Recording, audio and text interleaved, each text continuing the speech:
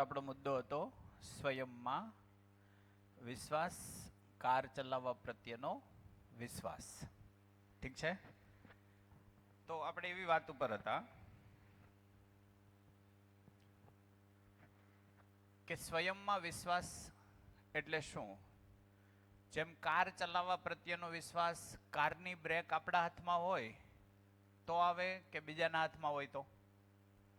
આપણા હાથમાં. ટીયરિંગ આપણા હાથમાં, એક્સિલેટર આપણા હાથમાં, હોર્ન આપણા હાથમાં. ઠીક છે ને?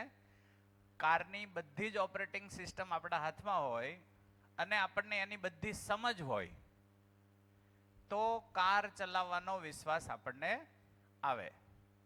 ઠીક છે ને? એમ જિંદગી ચલાવવાનો વિશ્વાસ. કારનું નિયંત્રણ એટલે શું? બ્રેક ક્યારે મારવી, સ્પીડ ક્યારે આપવી, બ્રેક ક્યારે મારવી, સ્પીડ ક્યારે આપવી, જેનાથી સંતુલિત અવસ્થામાં ગતિ રહે. તો જીવનની સંતુલિત અવસ્થા કઈ છે? સુખમય સ્થિતિ કે દુઃખમય સ્થિતિ? સુખમય સ્થિતિ. સુખ એટલે શું? મારા ભાવ અને મારા વિચારનું કંટ્રોલ મારા હાથમાં હોય કે બીજાના હાથમાં? મારા હાથમાં હોય. વાત પકડાય છે? મારા ભાવ અને વિચારનું નિયંત્રણ મારા હાથમાં હોય, ક્યારે મારે વિચારને ક્યાં દોડાવવો એનું નિયંત્રણ મારા હાથમાં હોય, કઈ ઈચ્છા વ્યાજબી કઈ ઈચ્છા ગેરવ્યાજબી એની મને સમજ હોય, કઈ આશા સાચી કઈ આશા ખોટી એની મને સમજ હોય. વાત પહોંચે છે? એટલે મારા ઈચ્છા, વિચાર અને આશાની દિશા, એની ગતિ, એનું તદ્દન ટોટલ નિયંત્રણ મારા હાથમાં હોય તો જ થશે કે નહીં? તો મને જિંદગી ચલાવતા આવડી કહેવાય. કેટલાની વાત પહોંચે છે? કોણ સમજાવવાનો પ્રયત્ન કરશે? જેમ કે હજી થોડુંક આને ઊંડાણથી જોઈએ. હું સવારમાં ઉઠું તો મારા ભાવ અને વિચારને હું સ્થિર રાખવા માંગુ છું કે અસ્તવ્યસ્ત કરવા માંગુ છું? સ્થિર. ઈચ્છા તો મારી કેવી છે? એ સ્થિર રહે, ભાવ પૂર્ણતા રહે, વિચારોમાં લય રહે. અને ભાખરીને ચા આપ્યો, એ ચામાં વાળ નીકળ્યો તો મારા ભાવ અને વિચારનું ધજિયા ઉડી જાય છે. નિયંત્રણ મારા ઉપર હોવું જોઈતું હતું, વહી ગયું ક્યાં? વાળ ઉપર. એક વાળે મને વિચલિત કરી દીધો. એવું થાય છે કે નથી થતું? તો હું મારાથી નિયંત્રિત છું કે અનિયંત્રિત? મારું નિયંત્રણ ક્યાં છે?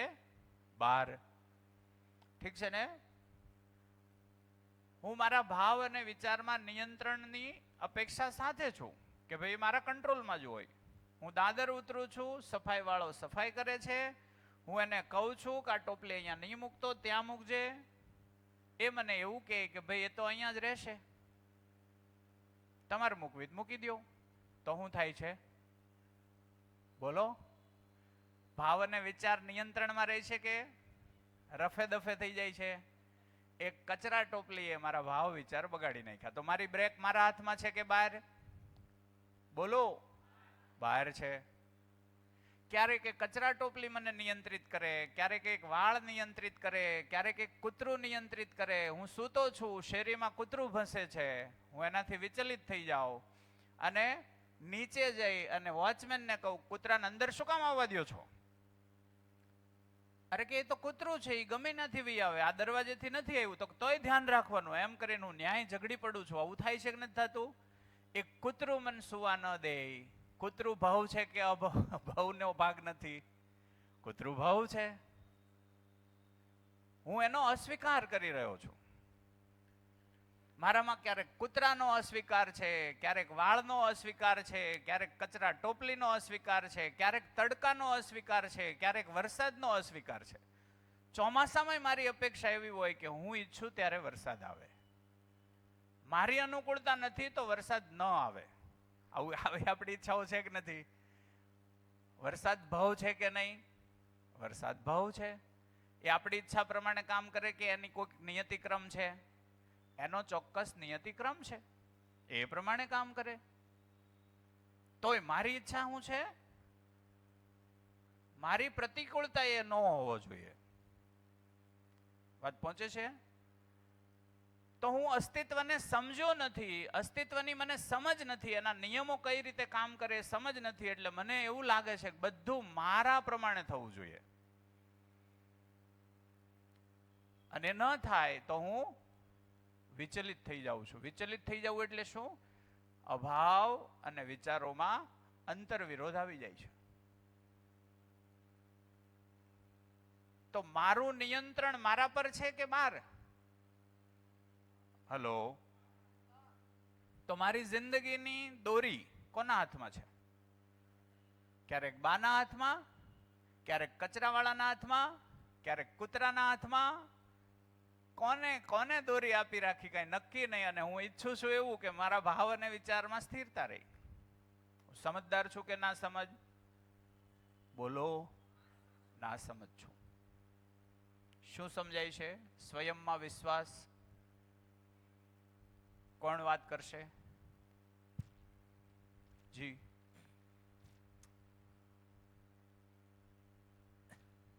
વાંધો નહીં. ચર્ચા થઈ જ. હા, મેઇન જનરલી 2-3 દિવસ થયા, બરાબર? એટલે હું રાજને અમારે 24 કલાક સાથે રહેવાનું જ આવે. એટલે અહીંથી જે શીખીને જઈએ છીએ ને એને અમે ટ્રાય કરીએ છીએ કે અમે જીવન જીવવામાં ક્યાંક ને ક્યાંક એમનો નાના મોટા પક્ષે અમે અમારું મૂલ્યાંકન કરી શકીએ. મૂલ્યાંકન કરીએ, કે બરાબર. ભાઈ મૂલ્યાંકન બરાબર થાય છે કે નહીં. તો ગઈકાલે અહીંયાથી અમે પૂરું કરીને પછી અમે નાસ્તો કરવા માટે ગયા. તો જનરલી હોટલમાં કોઈ બી જગ્યાએ ખાઈને બહાર નીકળે એટલે મારી આદત હતી 2 ટૂથપીક લેવાની. 1 નહીં લેવાની, 2 જ લેવાની. 1 ખીચામાં નાખવાની ને 1 હાથમાં નાખવાની. તો ગઈકાલે જીવત નો એલો 2 લેવાની. 1 જ હું લઈ શક્યો કેમ કે મારો પહેલો પ્રશ્ન એ છે કે મારી આવશ્યકતા કેટલી. અચ્છા, હા, પહેલી એક વસ્તુ જે બરાબર છે. મને સમજાણી, નાની નાની ચીજો ઉપર આપણું ધ્યાન જવા માંડે. હા, વેરી ગુડ. પછી બીજું જે ગઈકાલનું એક આપણું સૂત્ર હતું કે જીવતા રહેવાનો કોઈ સામાન જીવવામાં કોઈ કામ કરતો નથી. તો મને કોઈ વસ્તુ વિચલિત કરી રહી છે, મતલબ હું જીવતા રહેવાનો પ્રયત્ન કરું છું, જીવવાનો પ્રયત્ન સહેજ પણ નથી કરતો. હું જીવતા રહેવાના સાધનોથી જીવવામાં સંપૂર્ણતા આવી જાય એવું ઈચ્છું છું. એવું ક્યારેય સંભવ નથી. તો અહીંયા એ જ મિનિંગ થયો કે ભાઈ મારે સ્વયંમાં વિશ્વાસ એટલે કે મારી બહારની જે કોઈ પણ ઘટના ઘટી રહી છે એને એટલું મારે મૂલ્યાંકન કરતું જવાનું છે. અને હું મારા જીવવાનો જે ભાવ છે એનું સહી મૂલ્યાંકન કરું અને બાકીનું જે વસ્તુ છે એનું મૂલ્યાંકન કરતો જાઉં તો હું સ્વયંમાં વિશ્વાસ કરી શકીશ. નહીતર મને એ વસ્તુ વિચલિત કર્યા વગર નહીં રહે. અને હું વિચલિત નહીં થાવ એવો પ્રયત્ન કરીશ તો પણ વિચલિત થઈશ. એટલે સાહજિકતા રીતે જો હું વિચલિત નથી થતો તો હું સ્વયંમાં વિશ્વાસ કરી શકું છું. વિશ્વાસથી પૂર્ણ છું. વિશ્વાસથી પૂર્ણ. એને બીજી રીતે આમ પણ જોઈ શકાય કે કચરા ટોપલીનું મેં એને કીધું, એને કીધું નહીં મુકાય એટલે મેં હાથે લઈને મૂકી દીધી. સોલ્યુશન. મારી પાસે ઉકેલ છે, તું નહીં મૂકે તો હું મૂકી દે, વાંધો નહીં. મારી પાસે ઉકેલ છે. વાળ નીકળ્યો, મને આ વાટકો નથી ગમતો, હું જાતે બદલાવી લઉં અથવા તો વાળ કાઢીને ખાઈ લઉં, એટલે સ્થિતિ ચેન્જ થઈ જશે. ઠીક છે ને? મારી પાસે ઉકેલ છે. મારી પાસે શું છે? ઉકેલ છે. નાની નાની વાતોમાં મારી પાસે ઉકેલ છે. અચ્છા, મોટી વાત, હું વરસાદ ઈચ્છું ત્યારે આવે, હું ઈચ્છું ત્યારે આવશે તો વધારે અવ્યવસ્થા થશે કે આવવાનું હોય ત્યારે આવે તો જ વ્યવસ્થા જળવાશે? તો જ વ્યવસ્થા. એ એક વ્યવસ્થાનો હિસ્સો છે, એમાં મારી તો કોઈ સમજ નથી. વાત પહોંચે છે ને? તો મારી જ્યાં જ્યાં સમજ છે એ ભાગમાં, અને જે દિવસે વરસાદનું મહત્વ સમજાઈ જશે તે દિવસે આવશ્યકતા છે એ સમજાઈ જશે, તે દિવસે તો એ જ્યારે આવશે ત્યારે સહજ સ્વીકાર થશે. અનિયમિત રીતે કાંઈ થઈ રહ્યું છે એનો અસ્વીકાર હોય તો એમાં સુધારો કેમ થાય? જેમ કે માવઠા સ્વીકાર્ય છે નહીં, તો એના કારણે આવ્યા માણસની કોઈ વ્યવસ્થામાં કરેલી વિક્ષેપના કારણે થાય છે. તો વિક્ષેપ બંધ કરી દો એટલે પાછા વ્યવસ્થા ગોઠવાઈ જશે. ઠીક છે ને? એટલે મારી પાસે ઉકેલ હોય, ઉકેલ હોય તો સહજ સ્વીકાર થશે, નહીતર ગુસ્સો આવશે. ગુસ્સો એટલે શું? મારી અયોગ્યતા નું પરિણામ એટલે ગુસ્સો. કોઈ જગ્યાએ મારી અયોગ્યતા છે, મારી પાસે સમાધાન નથી, ઉકેલ નથી, એટલે હું શું કરીશ? ગુસ્સો કરીશ. જી માઇક.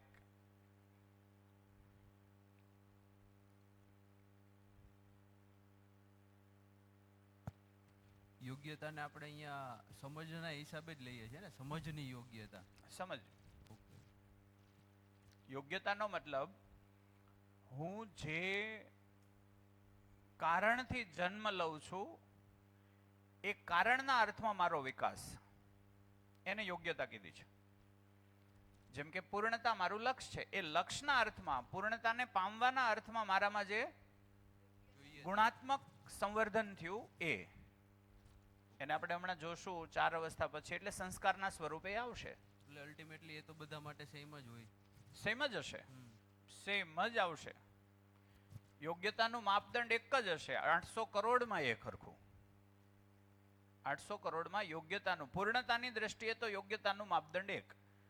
ભૌતિક ચીજ વસ્તુઓ સાથે કોઈની કુશળતા, બોટલ ખોલવાની, બોટલ બંધ કરવાની, કોઈની પંખા રિપેર કરવાની, કોઈની ઓલી એમ છે, એ ચાલશે ભૌતિક ચીજોમાં. કેમ કે એમાં બધું જ હું કરું એવું જરૂરી નથી. કોઈને પંખો રિપેર કરતા આવડે છે, એ રિપેર કરશે, એ મને સહયોગ કરશે, એના બદલામાં હું એને યોગ્ય વળતર આપીશ, તો એ ઓકે છે, બરાબર છે. પણ પૂર્ણતાના અર્થમાં તો બધાને પહોંચવાનું, પંખો રિપેર કરીને એ ભાગ છે, રિપેર કરીને પહોંચવાનું એ જગ્યા છે, એ તો ફિક્સ બધાની હરખી છે. તો એ માર્ગના અર્થમાં યોગ્યતા. ઠીક છે ને? બાકી તો આમાં તમે શેર કર્યું એમાં એ સમજાણું, કારનું એક્ઝામ્પલ લીધું તો કાર ચલાવતા આવડે છે, એક્સિડન્ટ નથી થતું, જીવન ચલાવતા નથી આવડતું, એટલે અકસ્માત. વાહ વાહ વાહ વાહ. દુઃખ થાય છે ને. બા સાથે અકસ્માત થઈ જાય છે, બાપા સાથે અકસ્માત થઈ જાય છે. અકસ્માત એટલે શું?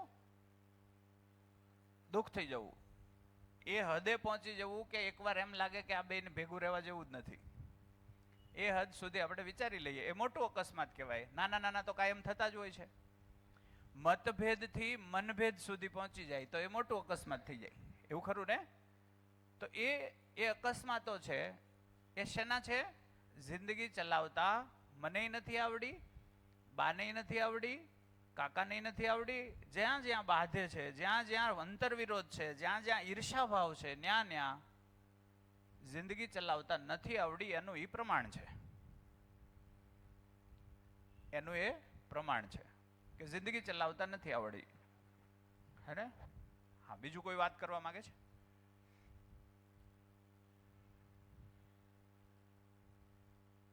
જી. એટલે ગાડી ચલાવવા માટે એની ટોટલ સિસ્ટમ આપણે સમજવી પડે તો જ આપણે ગાડી ચલાવતા આવડે. એટલે કોઈ પણ વસ્તુ ચલાવવા માટે એની ઓપરેટિંગ સિસ્ટમ આપણને સમજાઈ જાય તો આપણે એમાં પારંગત કહેવાય. એમ સુખી થવા માટે એની કઈ સિસ્ટમ છે એ સમજવી જરૂરી છે. બરાબર છે. એટલે વાર્તા પૂરી. વાર્તા પૂરી. સુખી થવા માટેના અસ્તિત્વગત નિયમો છે. સુખી થવા માટેના અસ્તિત્વગત નિયમો છે.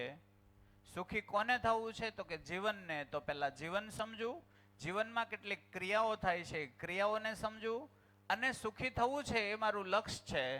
તો સુખી થવાના નિયમો છે એ અસ્તિત્વગત છે. એ અસ્તિત્વગત નિયમોને હું સમજું અને એને જીવવું અને સુખી ન થાવ એવું અસંભવ છે. વાત પહોંચે છે? જી.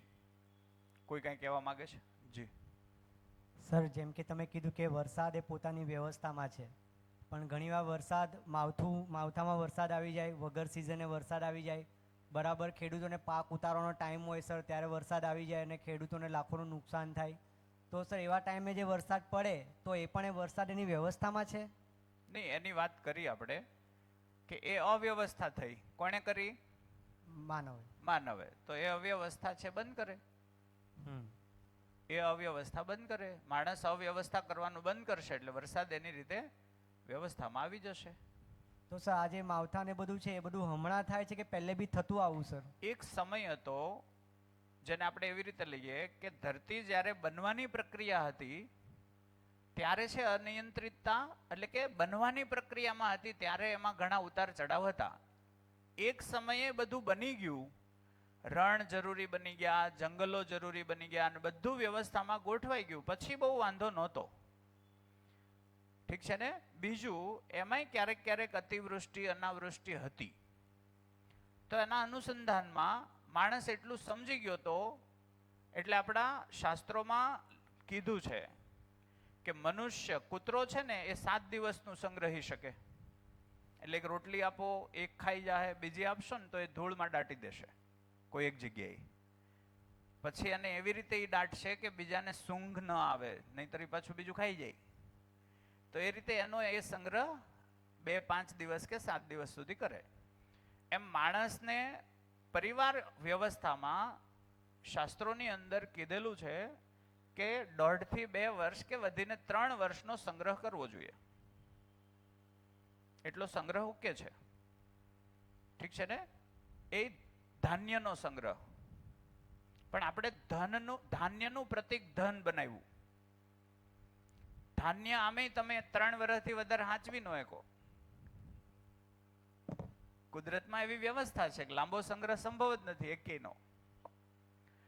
પણ માણસે શું, માણસ હોશિયાર ખરો કે નહીં? બુદ્ધિશાળી ન કહેવાય, હોશિયાર કહેવાય. બુદ્ધિ સત્ય તરફ લઈ જાય, હોશિયારી મૂર્ખાઈ તરફ લઈ જાય. તો માણસ હોશિયાર ખરો, એને શું કર્યું? ધનના પ્રતિક બનાવ્યા. એટલે પ્રતિક પૈસા છે. પૈસાની ચા ન થાય, પૈસાની ચા મળે. એટલે કાલે વિનુભાઈ એમ કહેતા હતા કે મારી ઘરે આખો કબાટ ભર્યો હોય પૈસાનો, પણ આ પ્રકૃતિ મને ભૂકી આપવાનું બંધ કરી દે, દૂધ આપવાનું બંધ કરી દે, તો એ પૈસાની ચા બને નહીં. તો એ પ્રતિક છે. એ શું છે? પ્રતિક છે. તો પ્રતિકને જ આપણે મૂળ વસ્તુ માની બેઠા. એટલે એનો સંગ્રહ થઈ શકે એવી સ્થિતિમાં ધીમે ધીમે એ લઈ ગયો. તો પ્રકૃતિની અંદર થોડા ઘણા પેલા છે, પણ એ એટલા બધા નડતરરૂપ નથી. પણ જે અત્યારે પ્રદૂષણના કારણે અને જે રીતે પ્રકૃતિમાં હાલત થઈ છે, જેમ કે ધ્રુવ પ્રદેશના બરફ પીગળી રહ્યા છે અને દર વર્ષે ગ્લેશિયર છે ઘટતું જાય છે, તો એ સૂચન કરે છે કે પ્રકૃતિને અસંતુલન થયું છે. એ પહેલા નહોતું એમ. ઠીક છે ને?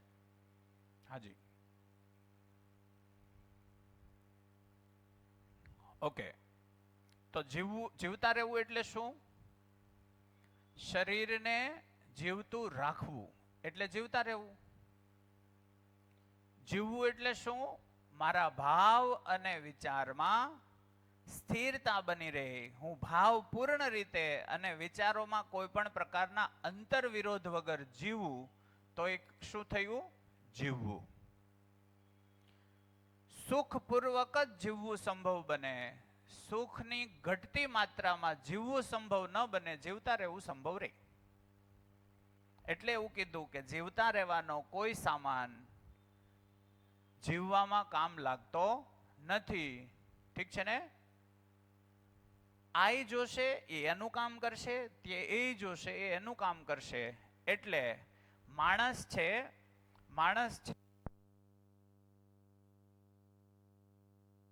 હલો, માણસ સાધનોથી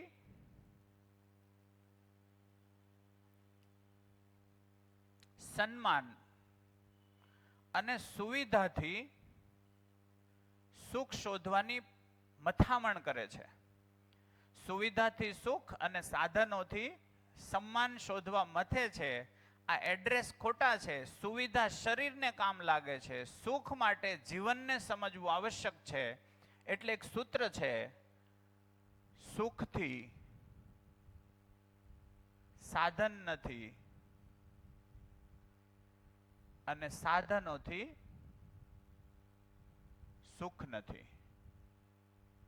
બે પોતપોતાની ભૂમિકામાં છે. આ સૂત્રને કોણ સમજાવશે? સુખથી સાધનો નથી અને સાધનોથી સુખ નથી.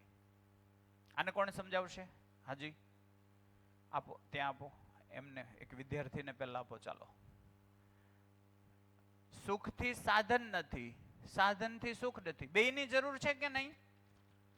બેયની આવશ્યકતા છે. સાધનોની આવશ્યકતા છે, સુખની આવશ્યકતા છે. પણ સાધનથી સુખ નથી ને સુખથી સાધન નથી. યસ, હા, એટલે આપણે જોઈએ તો ઘણા પરિવાર હોય તે સુખી હોય એટલે કે સમૃદ્ધિની અંદર જીવતા હોય, તેની પાસે વસ્તુ પણ હોય અને એનો અભાવ પણ એને અહેસાસ થતો ન હોય, કારણ કે એની પાસે વસ્તુ છે, એની પાસે વધારે સાધનો ભેગવાનો લાલચ ન હોય, અને એટલે તે પરિવાર સુખી થયો. અને તેની પાસે જરૂરિયાત પ્રમાણમાં સાધનો છે, એટલે એવું જરૂરી નથી કે જ્યાં સુખ છે ત્યાં સાધનો જરૂરી જ છે. મિસ્ટેક થાય છે થોડીક. જોતો સુખી છે તો સાધનો નહીં જોઈએ? જોશે. હા જી. સુખના સાધનો સુખથી સાધનોથી સુખના આપણા વસ્તુથી સુખ મેળવી શકાતું નથી. સુખ માણસના અંતરમાં હોય છે. દાખલા તરીકે બેડ છે, બેડ ગાદલું, એ ગાદલું સુવાનું એક સાધન છે, પણ ઊંઘ આવે તો એની સાર્થકતા છે. ઊંઘ ના આવે તો ગાદલાનો કોઈ મતલબ નથી. જો ઊંઘ વગર ગાદલે પણ આવી જતી હોય તો માણસ સુખી છે.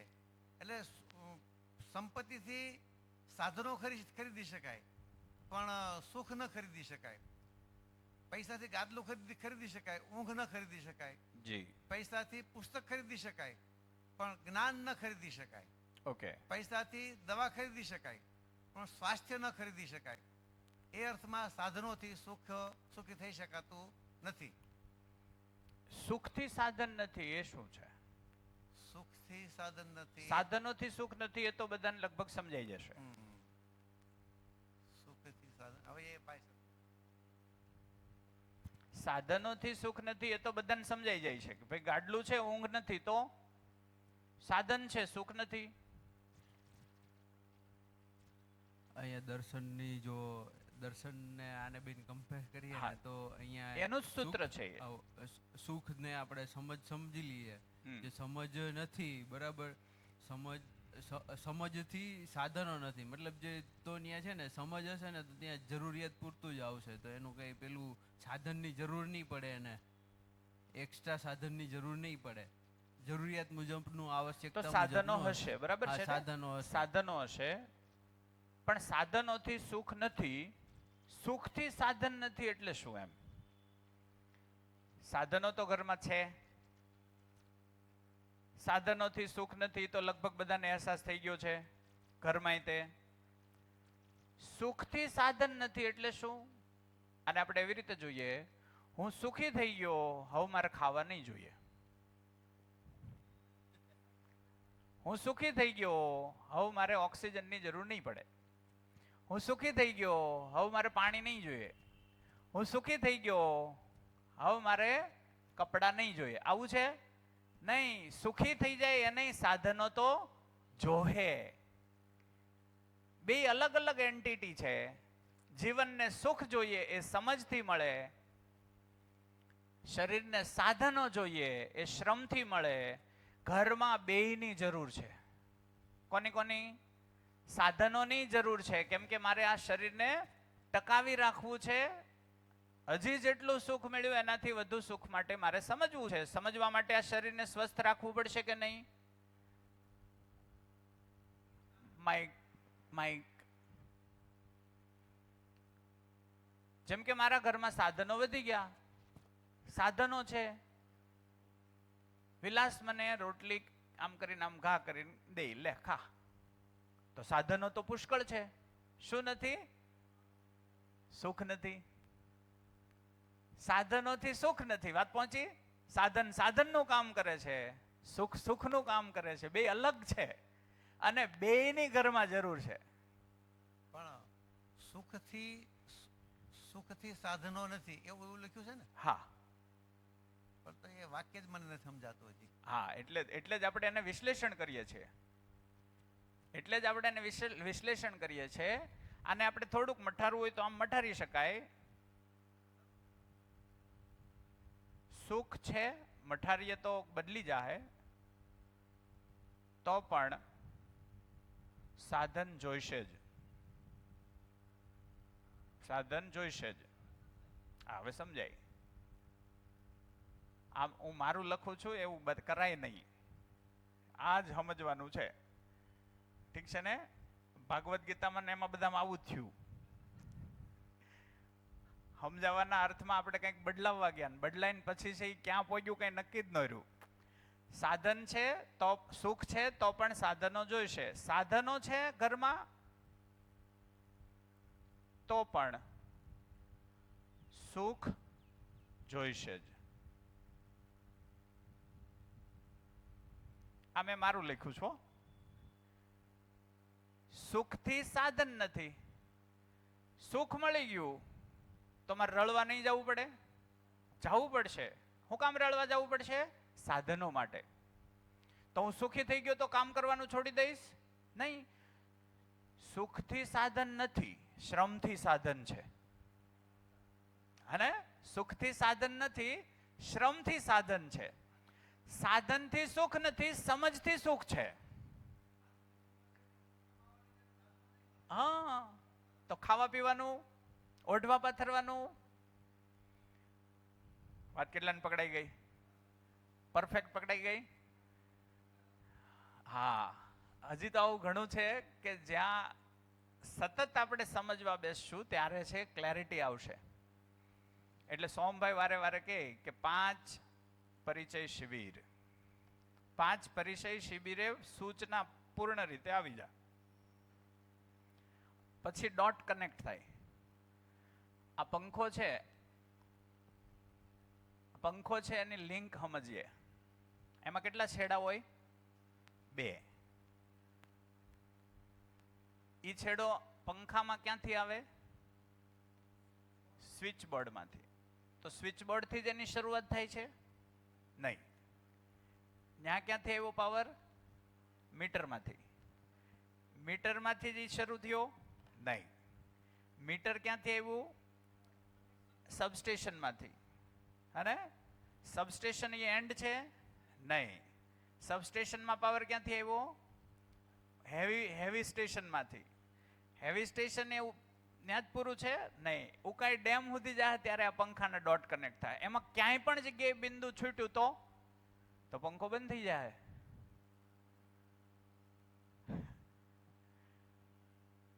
તો એમ એકવારે બધું કંઈ કનેક્ટ નહીં થાય. એકવારે સૂચનાઓ આવશે, પછી છે આખો ડોટ કનેક્ટ થાય. આખું ડોટ કનેક્ટ થાય પછી મારું ધ્યાન જાય કે અચ્છા આ વાત થઈ રહી છે.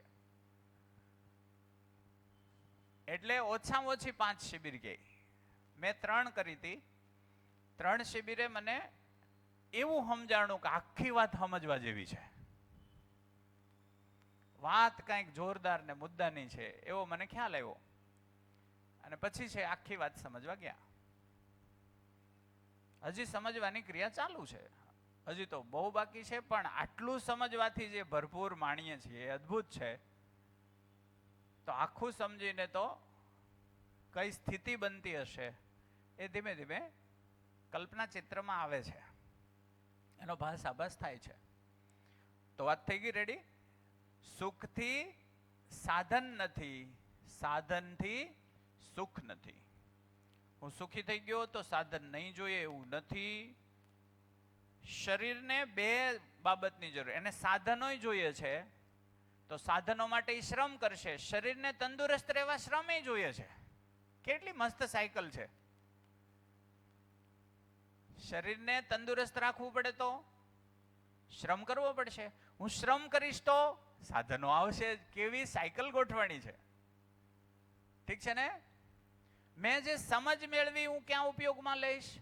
શ્રમ કરતી વખતે જ, વ્યવહારમાં. શ્રમ કોની સાથે હશે? માનવ સાથે. માનવ મને સહયોગી બનશે, હું માનવને સહયોગી બનીશ. તો ત્યારે હું જે સમજ્યો છું એને આચરણમાં મૂકીને ચેક કરીશ. એટલે વ્યવહારમાં હું સુખી થયો કે નહીં મને ખ્યાલ આવશે. કુદરતે મસ્ત ગોઠવણી કરી છે. પ્રકૃતિની રચના અદ્ભુત છે. કાંઈ ઉમેરવું પડે એમ નથી, કાંઈ બાદ કરવું પડે એમ નથી. એટલું મસ્ત બનાવ્યું છે. માણસ એમાં કાંઈ ઉમેરવાનો બાદ કરવાનો પ્રયત્ન કરશે ન્યા અવ્યવસ્થા થાય. હાજી, કોઈ કહેવા માંગે છે કાંઈ? જી.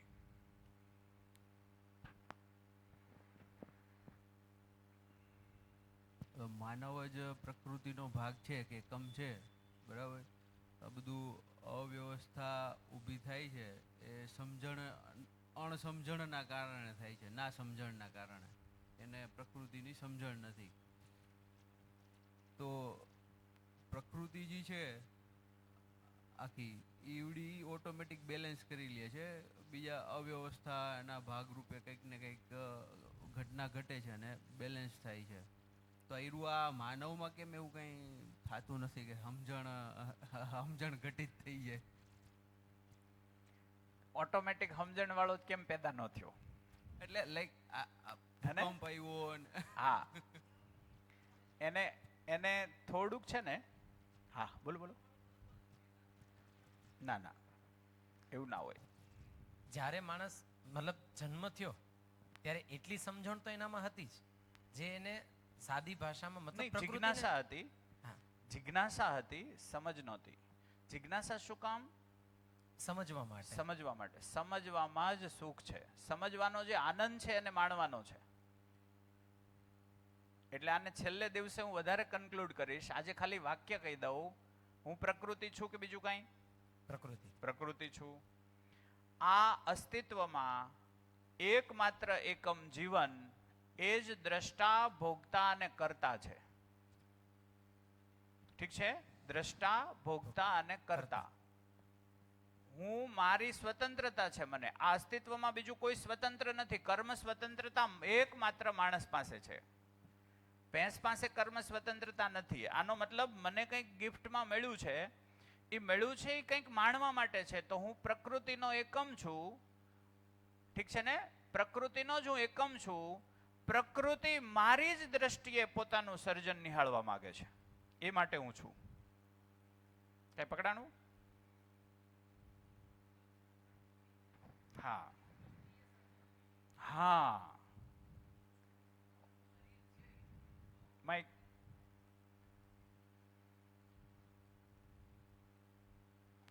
જો હું મતલબ આ શરીર જ નહીં હોય, આ ઇન્દ્રિયો નહીં હોય, તો હું પ્રકૃતિને હું કેવી રીતે માણી શકીશ? હા, તો હું પ્રકૃતિ જ છું ને. હા. તો પ્રકૃતિ પોતાના સર્જનને પોતે જ નિહાળવાનો ક્રમમાં છે.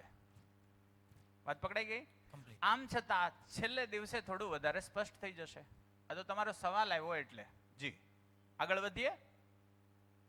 હા, માઇક. હલો. હા, તમે એમ કહ્યું કે આ વરસાદની વાત એમ કરી કે ભાઈ શરૂઆતમાં થોડુંક આઘું પાછું હતું અને પછી ગોઠવાઈ ગયું ને પછી આપણે એમાં કંઈક ડિસ્ટર્બન્સ કર્યું એટલે આવું બધું ફરી થાય છે. તો આપણી પણ જે આપણે સમજવાની શક્તિ છે તે વિચલિત થઈ જાય છે, આપણે કંઈક સ્થગિત થઈ જઈએ છીએ. તો એ ફરી પાછું સેટિંગ કેમ નથી થઈ જતું? શેનું? પ્રકૃતિમાં? નહીં, આપણામાં? આપણામાં. અચ્છા. તો એક કેવું હોય, મેં આપણે સવારમાં જ વાત થઈ, ભ્રમની પરંપરા હોય. એક આખો પરિવાર ભ્રમમાં જીવે છે. એમાં આવતું બાળક જિજ્ઞાસાથી ભરેલું છે, એ જાણવા આવ્યું છે સત્યો, પણ પરિવારમાં શું છે? ભ્રમ. તો એ શું આપશે બાળકને? ભ્રમ. ઠીક છે ને? ભ્રમ એટલે શું? અધિમૂલ્યન, અવમૂલ્યન, નિર્મૂલ્યન. તો એ આપશે એટલે બાળક શું કરશે? એ પ્રમાણે જીવશે. એ એના બાળકને શું આપશે? ભ્રમ. એટલે અટાણે ભ્રમની પરંપરા છે. તો ભ્રમની પરંપરામાં પીડા નિશ્ચિત છે. પીડા આવે એટલે માણસ પાછો ફરીને જોવે તો સાચું શું છે. એટલે એક તમે જ્યારે પુસ્તક વાંચનમાં જાઓ તો આગળ જિજ્ઞાસા બને અને પુસ્તકો તરફ જાઓ તો એ નાગરાજજીએ કીધું છે એવું કે આદર્શવાદ દ્વારા જાગૃતિને માણસ પ્રમાણિત કરી શકી લેત. અત્યારે થઈ ગયું હોત, પણ ત્યાં ભૌતિકવાદ આવ્યો અને એને આદર્શવાદની ધજિયા ઉડાઈ નાખી.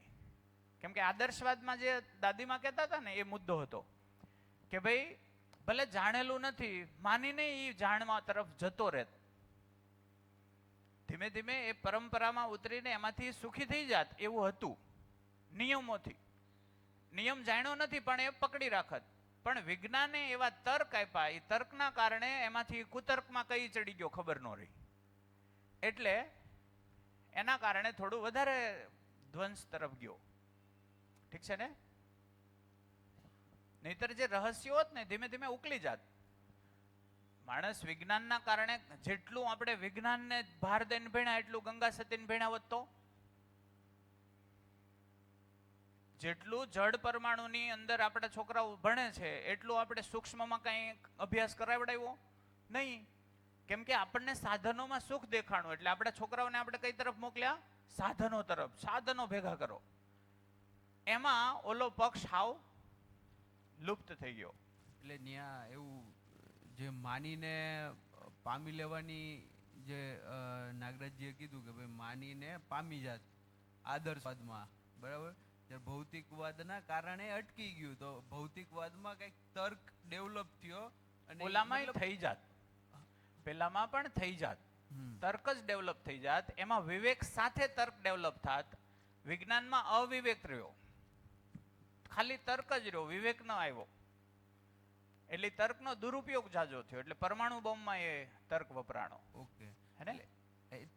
તર્ક ને ડેવલપ થયું, મતલબ તર્ક હા. ડેવલપ થયું એના હિસાબે અહીંયા પછી સમજણમાં આવતું નહોતું, જે આદર્શવાદ છે એ સમજણમાં નહોતું આવતું, એટલે એ ત્યાંથી વિખૂટો પડ્યો. વિખૂટો એટલે હું પડ્યો. એવું જી. કહેવા માંગુ છું હા, કે હા. આ બાજુ તર્ક ડેવલપ થઈ ગયું, હા માં સમજ નહોતી પણ ઈ માનવાનું હતું ને એ ત્યાં પામી જાત. જી. આ બાજુ જ્યારે તર્ક ડેવલપ થયું, બરાબર છે, એટલે હવે તર્ક વગર કઈ એક્સેપ્ટ થાય થાય નહીં. નહીં, એટલે હવે આયરું પેલું જે હતું એ મનાતું નહોતું ને એ છૂટી ગયું. બરાબર છે. છેલ્લું બોર્ડ સાફ કરી નાખો. આઈ રહ્યું, હાલે. હા, એ ફોટો પાડી લો, વાંધો નહીં. એ તો હતો કાલે, પડી ગયો તો લગભગ. હાજી. હવે એક વર્ક કરી નાખીએ થોડુંક નાનું અમથું. એક વ્યક્તિ જે સમજ્યા, વચ્ચેના બોર્ડ ઉપર જવાબ છે, એના ઉપર મતજો. એક વ્યક્તિ પોતાની જિંદગીમાં 50 વાર રક્તદાન કરે છે. એક વ્યક્તિ પોતાની જિંદગીમાં 50 વાર રક્તદાન કરે છે. આ વ્યક્તિ સુખી કહેવાય કે દુખી કહેવાય? જે ભણ્યા, જે સમજ્યા, એના આધારે મૂલ્યાંકન કરવાનો પ્રયત્ન કરો. એક વ્યક્તિ પોતાની જિંદગીમાં 50 વાર લોહી આપે છે, રક્તદાન કરે છે, તો એ વ્યક્તિ સુખી હશે કે દુખી હશે? માઇક. જેને શિબિર કરી છે અને જવાબ ખબર છે એ થોડો બીજાને કસરત કરવા દેજો ઘડીક. હા. એક વ્યક્તિએ જિંદગીમાં 50 વખત રક્તદાન કર્યું તો તે વ્યક્તિ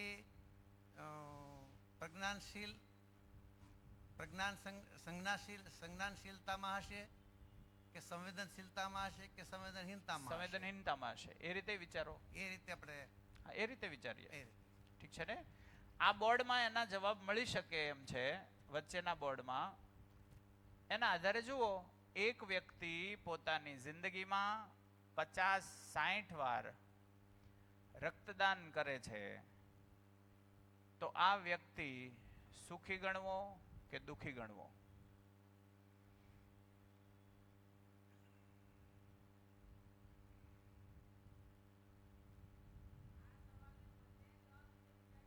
વિચારો. કયો માઇક આપો. જેટલી જેટલી રીતે વિચારીએ કે એટલી રીતે વિચારો. વ્યક્તિ રક્તદાન કરે છે એના જીવનમાં 50-60 વખત, એને કોઈક શારીરિક ખામી નથી, અને જો એ પોતે વ્યવસ્થામાં જળવાઈને સ્વીકૃતિ કરે ને પોતાના ભાવમાં રહે તો એ સુખી થઈ શકે. પણ જો એ 50-60 વખત રક્તદાન કરે, એને સર્ટિફિકેટ મળે ને જો અહમમાં આવી જાય તો ત્યાં એની ગતિ અટકી પડે. તો જો એ પોતાનામાં રહીને અહમનો ભાવ કેળવ્યા વગર જો બીજાને મદદ કરી શકતો હોય અને ચાલો એને આપણે આવી રીતે જોઈએ. એક વ્યક્તિ રક્તદાન કરે છે, ક્યારેય સર્ટિફિકેટની અપેક્ષા નથી રાખતો, ક્યારેય સન્માન થાય એવું નથી ઈચ્છતો, રક્તદાન કરી આવે છે, ઘરે વહી આવે છે, ચોથો મહિનો થાય એટલે પાછો રક્તદાન કરી આવે, કોઈને દેખાડતો નથી, ક્યાંય ફોટો મૂકતો નથી. તો આવો વ્યક્તિ, એને એમાં સન્માનની લેશ માત્ર ઈચ્છા નથી, તો એ સુખી કે દુખી? એના શરીરને કોઈ જ નુકસાન ન થાય તો એ શારીરિક રીતે પણ સુખી છે અને માનસિક રીતે પણ એ સુખી, પોતાના ભાવ સાથે કરે તો પોતે સુખી છે સાહેબ. શું લાગે છે? કોઈ બીજું? એક વ્યક્તિ પોતાની જિંદગીમાં 50-60 વાર રક્તદાન કરે છે, એને સન્માનની કોઈ આશા નથી, એ બસ કરે છે. સન્માનની આશા નથી, પણ કોઈ પણ આશાથી કરે છે કે તમે કે એકાદો મને તર્ક ભવિષ્યમાં આપો. કંઈક સારું મળશે, ચલો, તો હું એ નથી. પુણ્ય ભેગું કરું છું, એમ એવી આશાથી કરે છે. એ નથી એમ ધારી લો. પણ આપણે પહેલા એવું સમજ્યા છીએ કે કોઈ પણ કાર્ય માણસ કરે છે એની પાછળ એની કોઈ સુખી થવાની, આનંદ લેવાની એવી કોઈ ક્ષણ તો હોય છે ને હોય જી. છે જ. તો એટલે જ હું પૂછું છું કે હા. એક વ્યક્તિ 50 વાર લોહી આપે છે, કેમ કે સૌથી મોટું દાન કોને ગણ્યું? રક્તદાન. આપણે બધાને એવું લાગે છે કે રક્તદાન કરીને આપણે બહુ મોટું કામ કરીએ છીએ. તો એ કામ કેવડું છે ને એને આપણે ચેક કરીએ છીએ, જેથી કોઈ ભ્રમ ન રહે. હા, એટલે એને એમ કરવાથી આનંદ આવે છે, સુખ મળે છે, તો એ સુખી હશે ને? હા. ઓકે, એ સુખી. ઠીક છે, આગળ શું લાગે? કોઈને લાગે છે? એક માઇક ત્યાં પહોંચાડજો. હા, હવે એ રક્તદાન કરે છે શું કામ? બરાબર. એની પાછળ એમનો પોતાનો શું વિચાર છે? મતલબ એ રક્તદાન કરે છે, અહીંયા હું જો બે વિભાગની અંદર જોવા જાઉં તો વ્યવસ્થાના ભાગરૂપે જોવા જાઉં તો કુદરતની અંદર ક્યાંય એવી વ્યવસ્થા છે કે એક પ્રાણી બીજા પ્રાણીને રક્ત આપતું હોય એવી કઈ વ્યવસ્થા, અથવા તો વિજ્ઞાનના ભાગે આપણે લીધી છે આને? અને સંવેદનશીલતાથી લીધી છે કે સંવેદનહીનતાથી લીધેલી છે? એ રક્ત આપે છે હા, એનો મતલબ કંઈક તો નથી, એમાંથી પૈસા લેતો પૈસા તો લેતા, એક હા. લેવલ તો એમાં હા. દેખાય. કયું હશે? સંવેદનશીલતા. સંવેદનશીલતા. કેમ કે માનવ તન મન ધનથી કોઈ પણ રીતે માણસને ઉપયોગી બને છે. ઉપયોગી બને છે. બરાબર. હવે એની પાછળ એ આપણે જેમ બે વસ્તુ સમજવાની કીધી, વસ્તુ શું છે અને વસ્તુ શું કામ છે. તો રક્તદાન એના માટે શું છે અને એના દ્વારા રક્તદાન શું કામ છે, એ વસ્તુને પહેલા આપણે સમજવી પડશે, તો આપણને બી સમજાશે ને કે સંજ્ઞાનશીલતા છે કે સંવેદનશીલતા. Okay, good. બીજું કોઈ? હજી કઈ? હાજી. માનવ સુખ જ ઈચ્છે છે, હા. તો આપણે એ ગમે સારું કરીને ક્યાં તો ખરાબ કરીને પણ એનો અંતિમ લક્ષ્ય તો સુખી થવાનો જ છે. જી. તો આમાં જે રક્તદાન કરે છે વારંવાર 50 વાર, તો એ કોઈ પણ વ્યક્તિને કરે છે, મતલબ કરવા ઈચ્છે છે, તો એ ખાલી શરીરના રૂપમાં રક્તદાન કરે છે કે જિંદા રહેવાના અર્થમાં એ થાય છે, નહીં કે જીવનના અર્થમાં. જીવનના અર્થમાં એનું કોઈ કાર્ય ન કહી શકાય. એટલે કે એ કરવા તો ઈચ્છે છે સુખનું જ કાર્ય, પણ થાય છે અંદરથી તો દુઃખી જ તે, એટલે એ દુઃખી થાય છે એવું મને લાગે છે. ઓકે, બીજું કોઈ? શું લાગે છે? આપો ત્યાં માઇક પહોંચાડજો.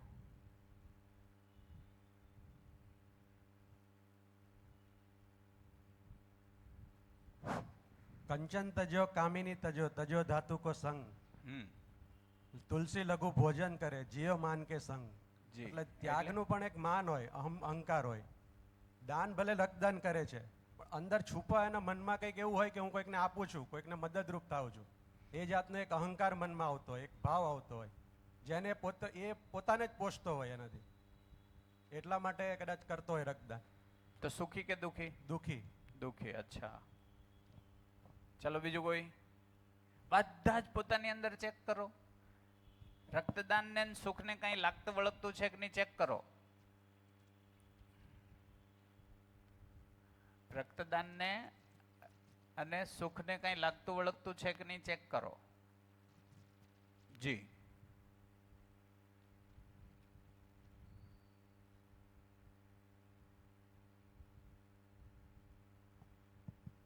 હલો, આ તમે જે 5 ઇન્દ્રિયોની જે વાત કરેલી છે શરીરમાં, તો હું સુખ ભોગવવા માટે 5 ઇન્દ્રિયોનું જે અત્યારે મનુષ્ય ઉપયોગ કરે છે એમાં સુખ ગોતે છે. આંખનું સુખ પિક્ચર જોવામાં, જ્યાં સુધી પિક્ચર જોઉં છું ત્યાં સુધી મને સુખ લાગે છે. કાનનું સુખ કંઈક સારી વાત સાંભળવામાં છે. અત્યારે તમે સારી વાત કરો છો, સાંભળવું તો બહુ ગમે છે, પણ જીવનમાં અપનાવવામાં કદાચ થોડુંક અઘરું લાગે. એમ રક્તદાન દેતી વખતે મને ક્ષણભરનું સુખ તો મળે છે કે મેલો કોઈકની હેલ્પ કરી, કોઈનો જીવ બચાવ્યો, પણ આ સુખ સતત મળતું નથી આનાથી. એટલે ત્વચાનું સુખ આજે 5 ઇન્દ્રિયોની જે વાત કરી એમાં ત્વચાનું જે સુખ આવ્યું એ કે હું કોઈની હેલ્પ કરું છું, પણ મને ક્ષણભર સુખ છે. પછી વારંવાર આ જ વસ્તુ પ્રક્રિયા કરું છું, પણ એનો સુખ મને એમાં પ્રાપ્ત થતું નથી. એટલે સુખ સમજણમાં છે. સમજણથી જે કંઈ આવશે સુખ જોતું હોય છે તો આપણે સમજણ લાવવી પડશે. સમજણ વગર સુખ નહીં મળે. બાકી હું ઇન્દ્રિયોથી ગમે એટલું એનો શોધવાનો પ્રયત્ન કરીશ તો એ સુખ મળશે નહીં. એટલે દુઃખી તો નથી થતો રક્તદાન કરવાથી, પણ સુખી પણ નથી થતો. એવું ગેરંટી છે કે રક્તદાન આવી રીતે કરતો હોય ક્યારેય દુઃખી ન થાય? એટલે એને જો કોઈ શારીરિક પીડા નથી, શારીરિક કોઈ ખવાડું થતું હોય તો શારીરિક બરીક નહીં, ઓલ ઓવર જ ચકાસવાનું છે. અને હવે જુદી રીતે ચેક કરીએ. એક માણસ રોજ એટલે કે સમયાંતરે નિશ્ચિત અંતરે નિયમ પ્રમાણે રક્તદાન કરે છે તો એને એની પત્ની સાથે જામી જાય. હવે દેખા દેખાણું ત્યાં તમે જવાબ દઈ દીધો. જી જી. અત્યાર સુધી અમે એવું સમજતા હતા કે રક્તદાન કરે એ સુખી, પણ અમે ખાલી રક્તદાનને લઈને એના સુખને જોતા, બાકી બધી વસ્તુઓને જોતા જ નહોતા. તો ક્યાંક ને ક્યાંક તો દુખી છે. એક્ઝેક્ટલી. હું વાત પકડાણી. રક્તદાન નું આપણે કહીએ ને ત્યારે આપણે માત્ર શું જોઈએ? રક્તદાન કરે છે એટલે સુખી. તો આને આપણે એવી રીતે લઈએ કે એક માણસ પોતાની જિંદગીમાં 60 વાર રક્તદાન કર્યું છે એટલે એના હવે ભાવ અને વિચારમાં સ્થિરતા આવી જાય. હા કે ના? આવી જાય? કેટલાને એમ લાગે આવી જાય? નહીં આવે. કેમ કે ઘરે બા છે, બા સાથે જામતું નથી, જામવાનું ચાલુ થઈ જાય રક્તદાન કરવાથી. બોલો. પુત્ર સાથે જેની જે કંઈક વિવાદ છે, રક્તદાન કરવાથી વિવાદ બંધ થઈ જાય છે? નહીં. વાત કેટલાને પકડાણી? અચ્છા, બીજું આને જોઈએ તો મને એવું લાગે છે કે મારું શરીરમાં રક્ત બને છે તો હું કોઈના શરીરને મદદ કરું. જેને મેં મદદ કરી, મારા ભાવ અને વિચાર સ્થિર છે અને મેં રક્તદાન કર્યું તો સામે લેનાર છે એના ભાવ અને વિચારમાં સ્થિરતા આવી જાય. આનો મતલબ એમ થયો કે પોતે સુખી થાય એવી ગેરંટી નથી, જેને દેય છે એ પણ સુખી થવાની ગેરંટી નથી. એવું બની શકે કે મેં લોહી દીધું, એ જ વ્યક્તિએ હાજર થઈને 2 જણાને મારી નાખ્યા. આવું બની શકે કે નહીં? એટલે ફરીને ચેક કરો, જિંદા રહેવાનો જ ભાગ છે. લોહી આપવું એ શું છે? જીવતા રહેવાનો ભાગ છે, જીવવાનો હિસ્સો નથી. કેટલાની વાત પકડાણી? આમાં કોઈ અસહમતિ બનતી હોય તો આપણે થોડું ચેક કરીએ. તો ઘણાને એમ થાય કે લોહી દેવાનું બંધ કરવું? નહીં, ચાલુ રાખો. જિંદા રહેવામાં તો સહયોગ મળે છે, પણ એનાથી એ સુખી થઈ જાય ને હું સુખી થઈ જાઉં, એ વાત તર્ક વગરની છે. હું લોહી દેવા માંડું હું સુખી થઈ જાઉં એવું સંભવ નથી. હું સુખી હોઉં ને લોહી દઉં તો લેવા વાળો સુખી થઈ જાય એવું સંભવ નથી. હું હેનાથી સુખી છું? હેનાથી સુખી હોઉં? જ્ઞાનથી. અને મારા ભાવ અને વિચારમાં સ્થિરતા છે. એ ક્યારે આવે? ભાવ અને વિચારની સ્થિરતા એટલે સુખ. ભાવ અને વિચારની સ્થિરતા એટલે સુખ. સુખ શેનાથી આવે? સ્વીકૃતિથી. સ્વીકૃતિ શેના કારણે હોય? મારી પાસે દરેક ઘટનાના ઉકેલ હોય. ઉકેલ ક્યારે આવે? સમજથી આવે. તો સમજદાર માણસ સુખી હોય. અચ્છા, હું સમજદાર છું અને મેં લોહી આપ્યું તો સામેનો માણસ છે લોહી લઈને સમજદાર બની જાય. આવું થાય નહીં. મારું લોહી અને મારી સમજને કોઈ જ લેવા દેવા નથી. કેટલાને વાત પહોંચી? એટલે ફરીથી અહીંયા મુદ્દો આવ્યો, જીવતા રહેવાનો કોઈ પણ. લોહી કોનો મુદ્દો છે? જીવનનો કે શરીરનો? શરીરનો. જીવતા રહેવાનો કોઈ સામાન જીવવામાં કામ લાગતો નથી. જીવવું એટલે સુખપૂર્વક જીવવું. સુખપૂર્વક જીવવું માત્ર ને માત્ર નિરંતર અઢળક સુખપૂર્વક જીવવું, એને જીવવું કહેવાય. જીવતા રહેવાનો મતલબ સુખ વગર જીવવું, દુઃખી થઈને જીવવું, દુઃખી થઈને જીવવું, દુઃખપૂર્વક જીવતા રહેવું, એ જીવતા હોવું છે.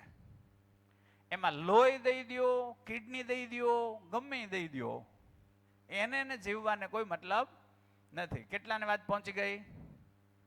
હા. તો મારા શરીરમાં કંઈક છે એ મેં બીજાના શરીરને જીવતું રાખવામાં મદદ કરી, તો એ મદદ ઓકે. એનાથી હું સુખી થઈ જઈશ તો એ મદદ કરવાની બંધ કરી દેવાની છે? નહીં, મદદ કરવાની ચાલુ રાખીએ. તો એ સંવેદનશીલતા જ છે, સંજ્ઞાનશીલતા તો નથી જ. તો મારી પાસે લોહી છે, મારી પાસે લોહી છે, મેં 5 મહિનાથી દીધું નથી, અને મને કોઈ ફોન કરીને કહે કે તમારા લોહીની જરૂર છે અને હું ના પાડી દઉં, તો હું કેવો? સંવેદનહીન. આ એક વાત થઈ ગઈ. મેં તરત હા પાડી તો હું કેવો? સંવેદનશીલ. ઠીક છે ને? પણ હું સંવેદનશીલ જ અટકીશ તોય, કેમ કે શરીરનો સામાન છે, શરીર માટે આપ્યો છે, જીવનનો કોઈ સામાન નથી. સંજ્ઞાનશીલતા તો બાકી જ રહેશે, એના માટે સમજ જ આવશ્યક છે. ઠીક છે ને? તો 3 ભાગ છે જીવવાના: સંવેદનહીન, સંવેદનશીલ અને સંજ્ઞાનશીલ. આ ત્રણેય વિશે શું સમજ્યા? 3 શબ્દોને લખી નાખો. જે તમને સમજાયું હોય એ લખી નાખો. સંવેદનહીન, સંવેદનશીલ, સંજ્ઞાનશીલ.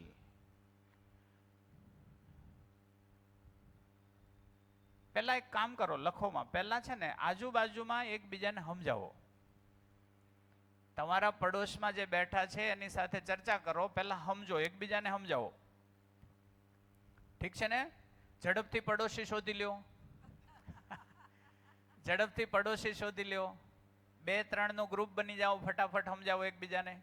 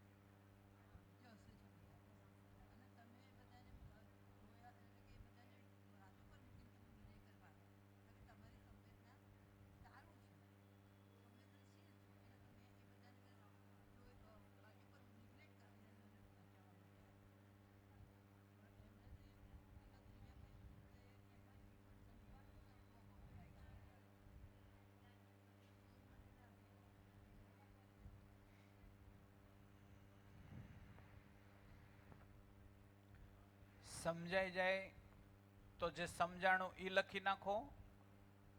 ન મેળ બેઠો તો પ્રશ્ન લખો. જવાબ તો લખ્યા છે. એ માઇક માઇક માઇક એકબીજાને જવાબ આપે. ચાલો, અને સભા સભાને સવાલ કરે ને સભા સભાને જવાબ આપે. અચ્છા, આ સંવેદનહીન અને સંવેદનશીલ જવાબ તો તમે લખેલા જ છે. લખેલા છે તો પછી ડિસ્કસ સમજાણું કે નહીં? જેમ કે લોહી આપ્યું, હા, એક જણે એકને કિડની આપી દીધી, હા,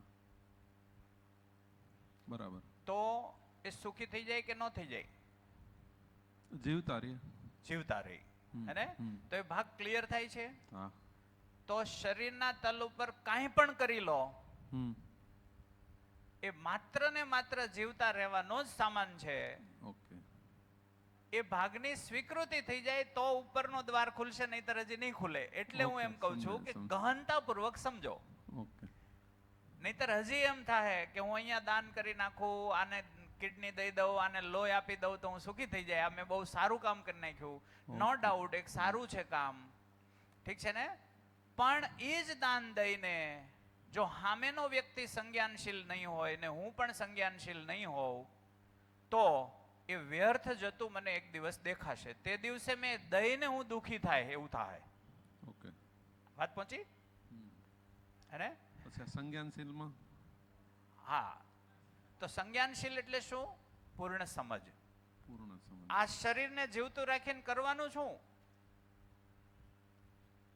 આ શરીરને આ લોકોએ લોહી દઈ દીધું, જીવતું રહી ગયું. હવે કરવાનું શું? ખૂન કરવાનું છે? નહીં. ખાલી ધંધો કરવાનો છે? નહીં. ધંધાની સાથે સાથે કંઈક છે. ઈ હું તો કે સમજવાનું છે. આ શરીરને તંદુરસ્ત રાખીને શું કરવું છે મારે? સમજવાનું. આ જીવનને જે સમજવું છે એ સમજ મેળવીશ. સમજ મેળવીશ તો હું સુખી થઈશ. ઓકે. વાત પહોંચી? કેટલાની વાત પહોંચી? તો શરીર શું કામ જીવતું છે? શરીર શું કામ જીવતું રાખવું? સમજવા માટે. સમજદાર બનવા માટે. સમજ શું કામ જોઈએ મારે? સુખી થવા માટે. કેમ કે સુખી થવાનો સામાન કોણ છે? સમજ. સમજ. તો હું પણ આ તંદુરસ્ત શરીરને રાખીને શું કરે? સમજવા માટે ઉપયોગમાં લઈશ. નહીતર કદાચ આના 80 જીવવાનું એની જગ્યાએ 90 જીવી જાવ તો ફરક શું પડશે? કાંઈ નહીં. કાંઈ નહીં. કેટલાની વાત પહોંચી? હું સંવેદનશીલતા સાથે 80 ની જગ્યાએ કદાચ 90 જીવી ગયો. એક સમય તો છોકરાએ રાહ જોવે કે હવે બાપા જાય તો સારું. અને તોય હું પાછો એવું વિચારું છું કે જીવન વધે. હું કાંઈ તૃપ્ત નથી થયો, મારી આસપાસ વાળા તૃપ્ત નથી થયા અને હું જીવે જાઉં છું તો કઈ કામનું કે નકામું એમ. એના અર્થમાં આપણે આ થોડીક કસરત કરીએ છીએ. ઠીક છે ને? જી. અને અને એવું કહી શકાય કે ભાઈ સંવેદનશીલતા, થોડું જોરથી બોલજો. સંવેદનશીલતા અને સંવેદનહીનતા એ શરીરના અર્થમાં છે. શરીરના અર્થમાં છે. હા, અને ઓલું સંજ્ઞાનશીલતા છે એ જીવનના જ અર્થમાં છે. પ્યોર જીવનના અર્થમાં છે. અને જ્યારે જીવનના અર્થમાં છે ત્યારે શરીરના અર્થમાં તો ઓટોમેટિક આવી જશે. હા, ઠીક છે ને? હાજી. એ જીવનના અર્થમાં છે પણ એની વ્યાખ્યા શું કરી શકાય સંવેદનશીલતાની? સંજ્ઞાનશીલતાની. સંજ્ઞાનનો મતલબ થાય સમજ, જ્ઞાન. સાર્થક જ્ઞાન એટલે સંજ્ઞાન. સાર્થક જ્ઞાન. સાર્થક જ્ઞાન એટલે શું? અસ્તિત્વમાં જે જેવું છે એવું જ મન દેખાઈ જાય, એના હેતુ મન દેખાઈ જાય. અસ્તિત્વમાં જે જેવું છે એવું જ દેખાઈ જવાનો મતલબ કયું? સહી મૂલ્યન થઈ જાય. ઠીક છે ને? તો પછી સંબંધોનો હેતુ સમજાઈ જશે અને સંબંધોમાં કડવાશ નહીં રહી.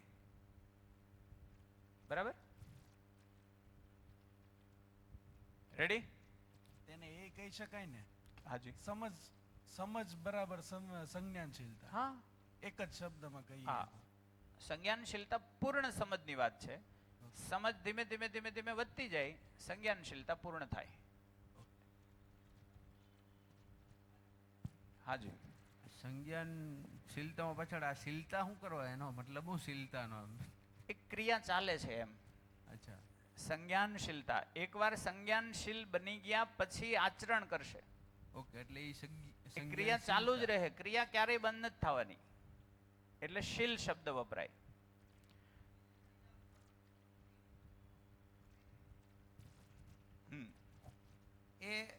એ જે વિષય છે પ્રકટન, વિષયને જોર આપવા માટે શીલ શબ્દ છે. શીલ શબ્દ છે. જેમ કે જ્ઞાનશીલ, ધનવાન. વાન છે તે વાળો છે. ગતિશીલ, ગતિશીલ. તે ગતિને દ્રઢતાપૂર્વક વ્યક્ત કરવા વાળું માધ્યમ શીલતા છે. શીલનો મતલબ થાય ક્રિયા ચાલુ છે. ક્રિયા ચાલુ છે. ઠીક છે? રેડી? બીજું કોઈ સવાલ?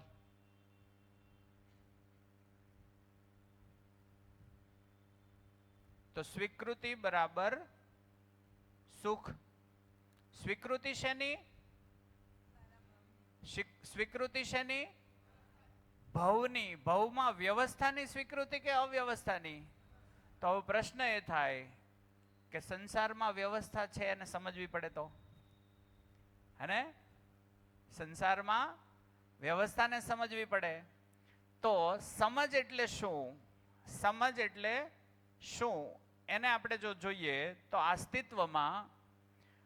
અસ્તિત્વમાં 3 વાસ્તવિકતાઓ છે.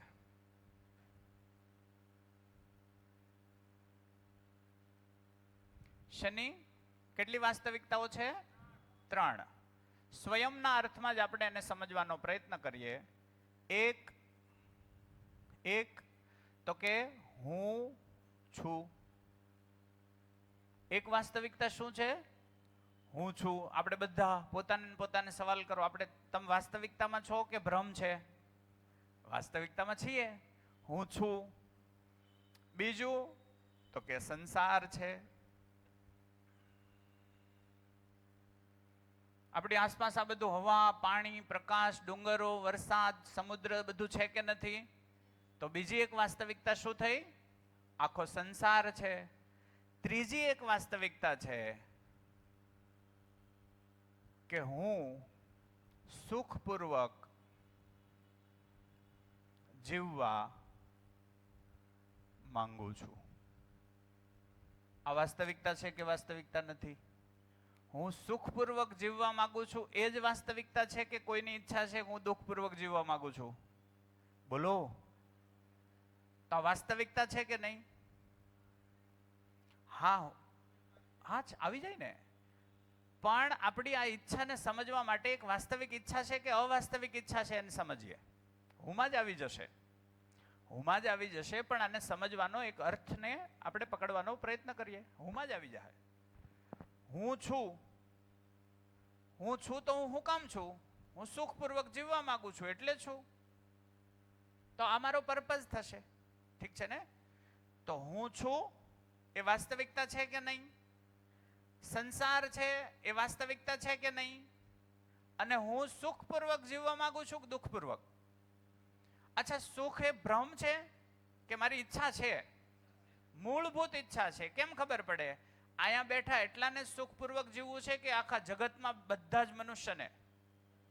એટલે ખબર પડી કે બધાની ઈચ્છા છે. તો એ ઈચ્છા પણ એક વાસ્તવિકતા થઈ કે નહીં?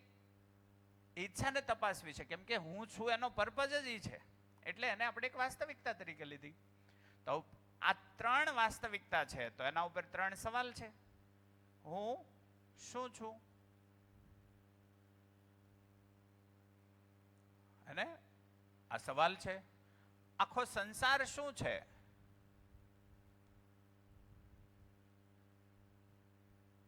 સંસાર શું છે? અને સુખપૂર્વક જીવવું શું છે? આ હું વળી? સુખપૂર્વક જીવવું એ હું વળી? અને સુખપૂર્વક જીવવા માંગુ છું તો એ સુખપૂર્વક જીવવું એ છે હું? એનો જવાબ જોઈએ કે નહીં જોઈએ? જોઈએ. તો 3 વાસ્તવિકતા, હું છું, સંસાર છે, હું સુખપૂર્વક જીવવા માંગુ છું. તો 3 સવાલ, હું શું છું, સંસાર શું છે અને સુખપૂર્વક જીવવું એ શું છે? આ ત્રણેયના જવાબ આપણને આમાંથી મળશે.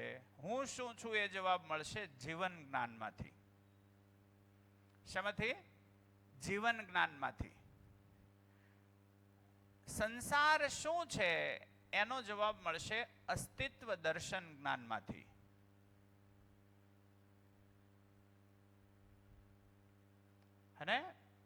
અને સુખપૂર્વક જીવવું એ શું છે એનો જવાબ મળશે માનવીયતાપૂર્ણ આચરણ જ્ઞાનમાંથી.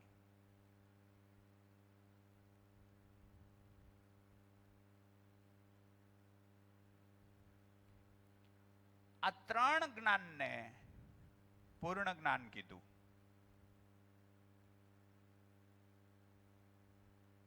આ 3 જ્ઞાન પ્રાપ્ત કરેલો માણસ પૂર્ણ જ્ઞાન કહેવાય. એ પૂર્ણ જ્ઞાન છે એને સંજ્ઞાનશીલતા કીધી. વાત પકડાઈ હવે? અને સંજ્ઞાનશીલતા શું છે? આ ત્રણેયની મને સમજ હોય. જીવન શું છે, સંસાર શું છે અને માનવીયતાપૂર્ણ આચરણ શું છે એ મને ખબર હોય અને એમાં હું એ રીતે જીવતો હોઉં તો હું સંજ્ઞાનશીલ. ખાલી કહું અને જતો રહું તો નહીં, તો હું સુખી નહીં થાઉં. સુખી કોને થવું છે? મારે. એટલે 3 મૂળભૂત વાસ્તવિકતા કીધી. હું છું, સંસાર છે, સુખપૂર્વક મારે જીવવું છે. તો ત્રણેય ઉપર સવાલ થયા. હું શું છું? આ સંસાર શું છે? અને સુખપૂર્વક જીવવું એ શું છે વળી? તો ખબર પડી કે 3 જવાબ ક્યાં મળશે? 3 જવાબ મળી જાય. તો 3 જવાબ મળી જાય એવું શું? તો કે જીવન જ્ઞાનમાંથી હું શું છું એ મળશે. અસ્તિત્વ દર્શન જ્ઞાનમાંથી અસ્તિત્વ શું છે અથવા તો આખો સંસાર શું છે એ મળશે. અને એ બેયને હારે રહીને કરવાનું છે હું, એની સમજ એમાંથી મળશે. માનવીયતા પૂર્ણ આચરણ જ્ઞાનમાંથી. આ ત્રણેય જ્ઞાન પ્રાપ્ત થાય એટલે કહેવાય પૂર્ણ જ્ઞાન. આ પૂર્ણ જ્ઞાન છે એ એટલે સંજ્ઞાનશીલતા. એકવાર જીવન, કોઈ પણનું જીવન આને પામી લે અને એને આચરણમાં મૂકી દે, એ માણસ ક્ષણ ક્ષણ સુખ, શાંતિ, તૃપ્તિ એટલે કે સંતોષ અને આનંદની અનુભૂતિથી રહે. ક્ષણ ક્ષણ. એને તબલા ન જોઈએ, મંજીરા ન જોઈએ, કશું જ ના જોઈએ. એ ક્ષણ ક્ષણ આનંદની અનુભૂતિમાં હોય. તો પ્રશ્ન થાય કે તો આ આપણે સમજવું હોય તો આપણે એની જર્નીમાં હવે નીકળીએ. હે? એની જર્નીમાં આપણે નીકળીએ તો ખબર પડી કે આ બધું સમજશું તો જ વ્યવસ્થા સમજાશે. અને એ વ્યવસ્થાનો જ સ્વીકાર હોય, અવ્યવસ્થાનો સ્વીકાર ક્યારેય ન હોય. અવ્યવસ્થાથી અસ્વીકાર થાય, અસ્વીકારથી અભાવ થાય, અભાવથી અંતર્વિરોધ રહે જ. એટલે દુઃખ નિશ્ચિત થઈ જાય. મારે સુખી થવું છે તો મારે આ અસ્તિત્વની વ્યવસ્થાને સમજવી જોઈએ, સમજવી પડે. તો ચાલો સમજીએ અસ્તિત્વની વ્યવસ્થા. વાત પહોંચે છે? અહીંયા શું કહેવામાં આવ્યું? કોણ કહેશે? આટલી વાત કોણ કરી દેશે? ત્યાં હું બોર્ડ સાફ કરી નાખું.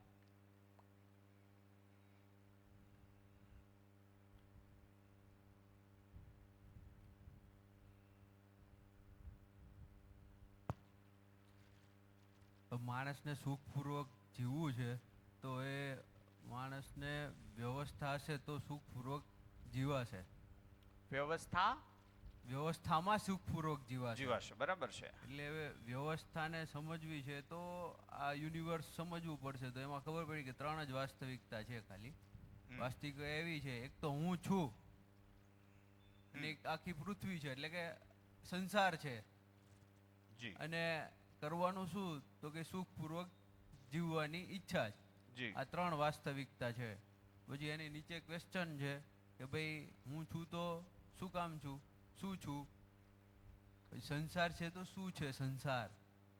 પછી સુખપૂર્વક જીવવાનું છે એ શું છે એક્ઝેક્ટ, અને ક્યાંથી મળશે? તો એમાંથી નવું આવ્યું ભાઈ જીવન વિજ્ઞાન શીખી લો તો તમને હું છું શું ખબર પડી જશે. અસ્તિત્વનું દર્શન કરી લો એટલે તમે સંસાર શું છે એ ખબર પડી જશે. અને કરવાનું છે જે વસ્તુ કરવાની છે એટલે માનવનો વ્યવહાર કરવાના છે એકબીજા સાથેના, જો એમાં આચરણથી અને એમાં સંતોષપૂર્વક થઈ જાય તો એ બી જ્ઞાન આવી જાય. એટલે જે 3 વસ્તુ 3 વાસ્તવિકતા. એટલે અહીંયા એવું થશે કે માનવીયતા પૂર્ણ આચરણના અહીંયા અસ્તિત્વગત નિયમો છે રજૂ થશે. એ રીતે જીવન સુખી ન થાવ એવું સંભવ નથી. અસ્તિત્વના નિયમ પ્રમાણે સુખપૂર્વક જીવવાના કેટલાક નિયમો છે. એ નિયમોની સમજ એટલે માનવીયતા પૂર્ણ આચરણ જ્ઞાન. આ એકવાર મારા સ્વીકારમાં આવી ગયું ને મારા અમલમાં આવ્યું, એ માણસ જિંદગીભર દુઃખી થાય એવું અસંભવ છે. આ નિયમોનું આચરણ ન થાય એ માણસ સુખી થાય એવું એ અસંભવ છે. તો એને હવે ચકાસીએ આપણે. આ તો આપણે નહીં ચકાસી શકીએ, ત્યાં સુધી નહીં પહોંચીએ, પણ આ બેને આપણે પરિચયમાં લઈ લેવું. આના માટે ફરીને પાછી શિબિર ગોઠવશું. ઠીક છે ને? થાય એટલું કરશું. હું અણસાર આપી દઈશ, કેમ કે બધું તો નહીં થાય ને. અણસાર આપી દઈશ, પણ બાકી આપણી પાસે સમય જ સમય છે. પાછું આપણને મન થાય કે હાલો ભેગા થાય તો એ કહેજો. ઠીક છે ને? હા હાજી, હા. તો પહેલા આપણે સમજવાનો પ્રયત્ન. અચ્છા, આ 3 મુદ્દામાં અસ્તિત્વની એક પણ વસ્તુ છૂટતી હોય તો કયો? ચંદ્રમાં સમજાઈ જશે. કયા ભાગમાં આવશે? સંસાર શું છે? સૂર્ય સમજાઈ જશે. હા, શેમાં આવશે? સંસારમાં. વાદળો સમજાઈ જશે. હા, શેમાં આવશે? સંસારમાં. બા સમજાઈ જશે. હા, શેમાં આવશે? સંસારમાં. એટલે જીવનનો હિસ્સો જીવન છે, હે ને? હું સમજાઈ જઈશ તો કે હા, શેમાં આવશે? હું શું છું. ટેકો આવી જશે કે નહીં? આમાં ગાડલા આવી જશે. બધું જ આવી જશે. એટલે તો પહેલા પ્રશ્ન આપણો એ છે કે વ્યવસ્થાને સમજવાનો પ્રયત્ન કરીએ કે અસ્તિત્વમાં વ્યવસ્થા છે જ કે આપણે બનાવવાની છે, એને આપણે સમજીએ. તો જુઓ, ધરતી ઉપર 4 અવસ્થા છે. ધરતી ઉપર 4 અવસ્થા છે. એટલે આપણે પહેલા સમજીએ અસ્તિત્વમાં વ્યવસ્થા. અસ્તિત્વમાં વ્યવસ્થા. અસ્તિત્વ એટલે શું? અસ્તિત્વ એટલે શું? જે છે એ. જે છે એ બધું જ એટલે અસ્તિત્વ. હવા, પાણી, પ્રકાશ, ધરતી, ચંદ્ર, સૂર્ય, આ બધું જ એટલે શું? અસ્તિત્વ. અસ્તિત્વ એટલે જે છે એ. ઠીક છે ને? ઓકે. તો અસ્તિત્વમાં વ્યવસ્થાને સમજીએ તો આ ધરતી ઉપર 4 અવસ્થા છે. એમાંની એક છે પદાર્થ અવસ્થા.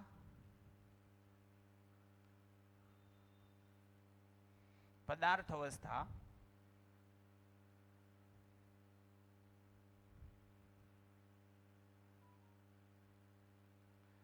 પદાર્થ અવસ્થા,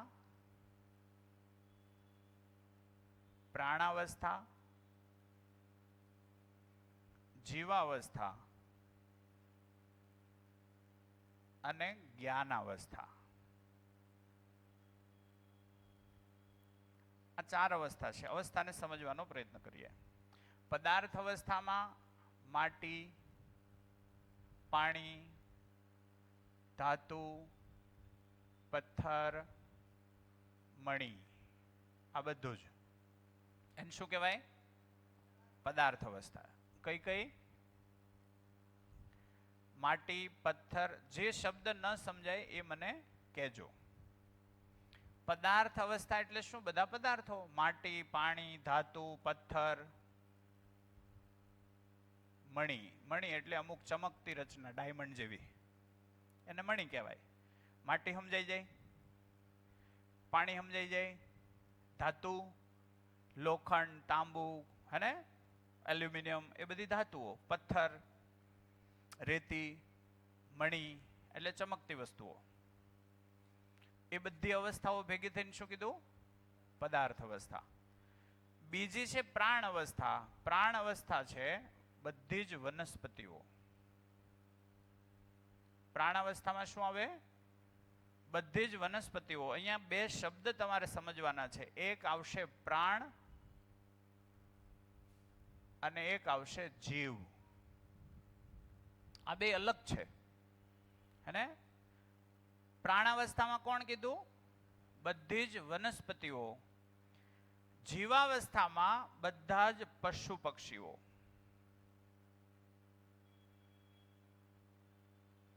જીવાવસ્થામાં બધા જ પશુ પક્ષીઓ અને જ્ઞાનાવસ્થામાં માનવ.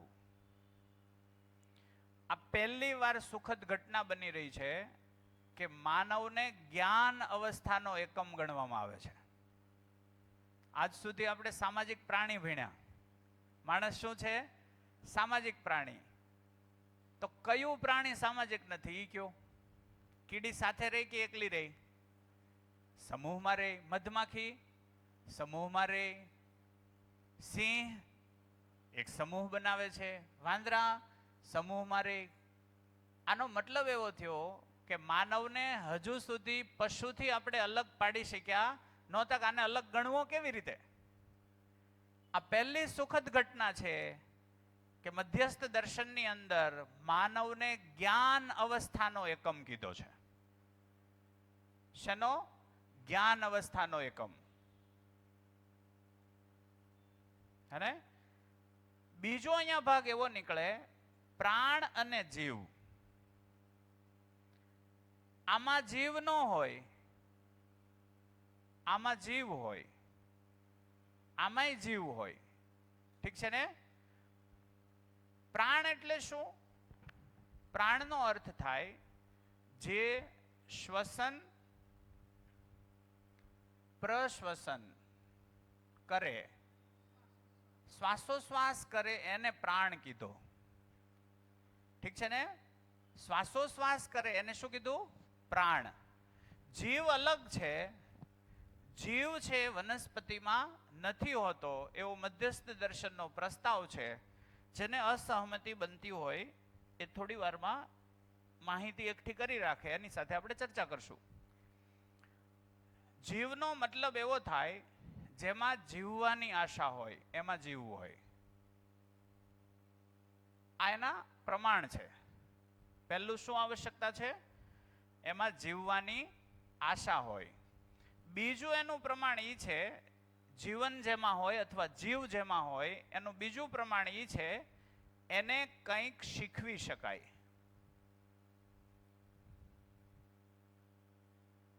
શીખવી શકાય એમાં જ જીવ હોય. શીખવી ન શકાય એમાં જીવ ન હોય. એને ટ્રેન કરી શકાય.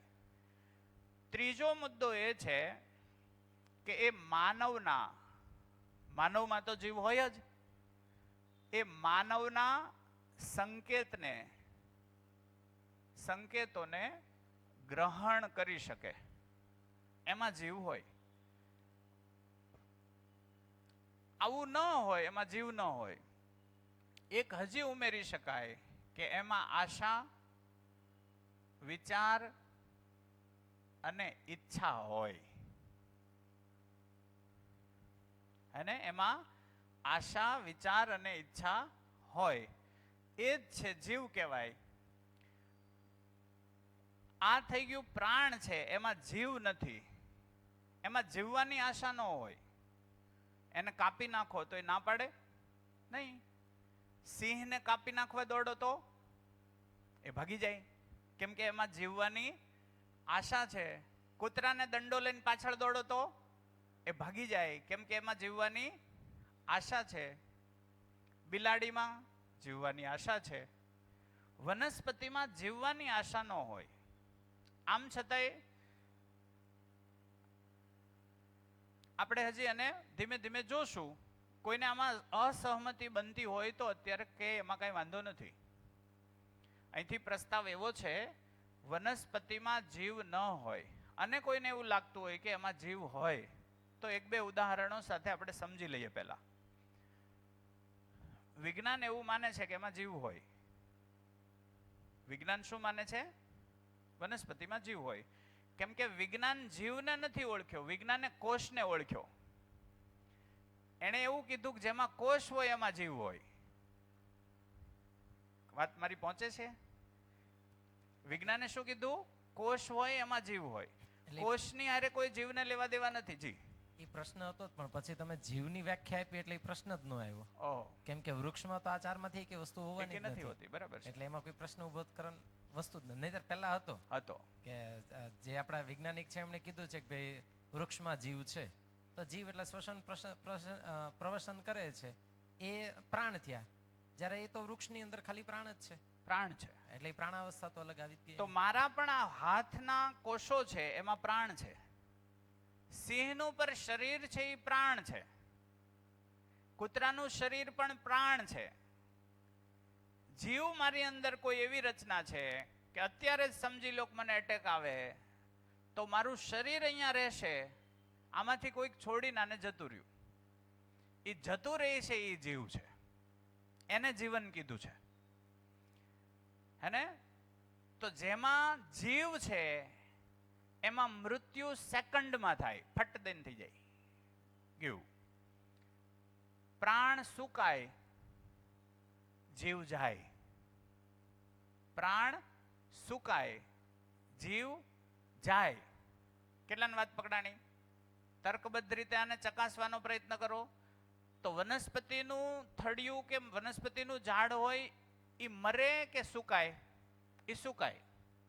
એવી જ રીતે મારું શરીર સુકાય. તો મારું શરીર અને વનસ્પતિનું શરીર એ બે હરખું.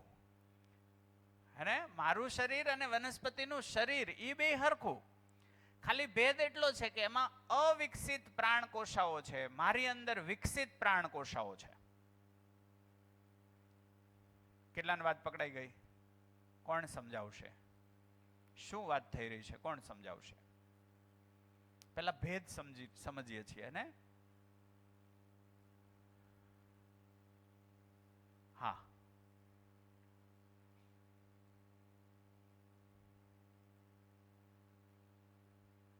ઓલો એટલે પ્રાણ અવસ્થા અને જીવ અવસ્થા બેને આપણે ડિફરન્શિએટ કરીએ છીએ. પ્રાણ અવસ્થામાં એવું છે કે જેમાં ખાલી શ્વસન પ્રશ્વસન એટલે મતલબ શ્વસન હોય એટલે એમાં પ્રાણ અવસ્થા છે. જીવ અવસ્થા એવું છે કે એના અંદર શ્વસન પ્રશ્વસન તો હોય જ તે, પણ એક્સ્ટ્રા જીવવાની આશા હોય, જેને કાંઈ શીખવી શકાય, માનવના સંકેતો સમજે અને આશા, વિચાર અને ઈચ્છા હોય. એ મેઇન ડિફરન્સ છે. તમે કીધું કે ભાઈ પ્રાણ અવસ્થા છે એ સુકાય છે. જીવ અવસ્થામાંથી જ્યારે જીવ જે જાય છે, મતલબ માણસ એક્સપાયર થઈ જાય ત્યારે જે જતું રહે છે એ જીવ જાય છે.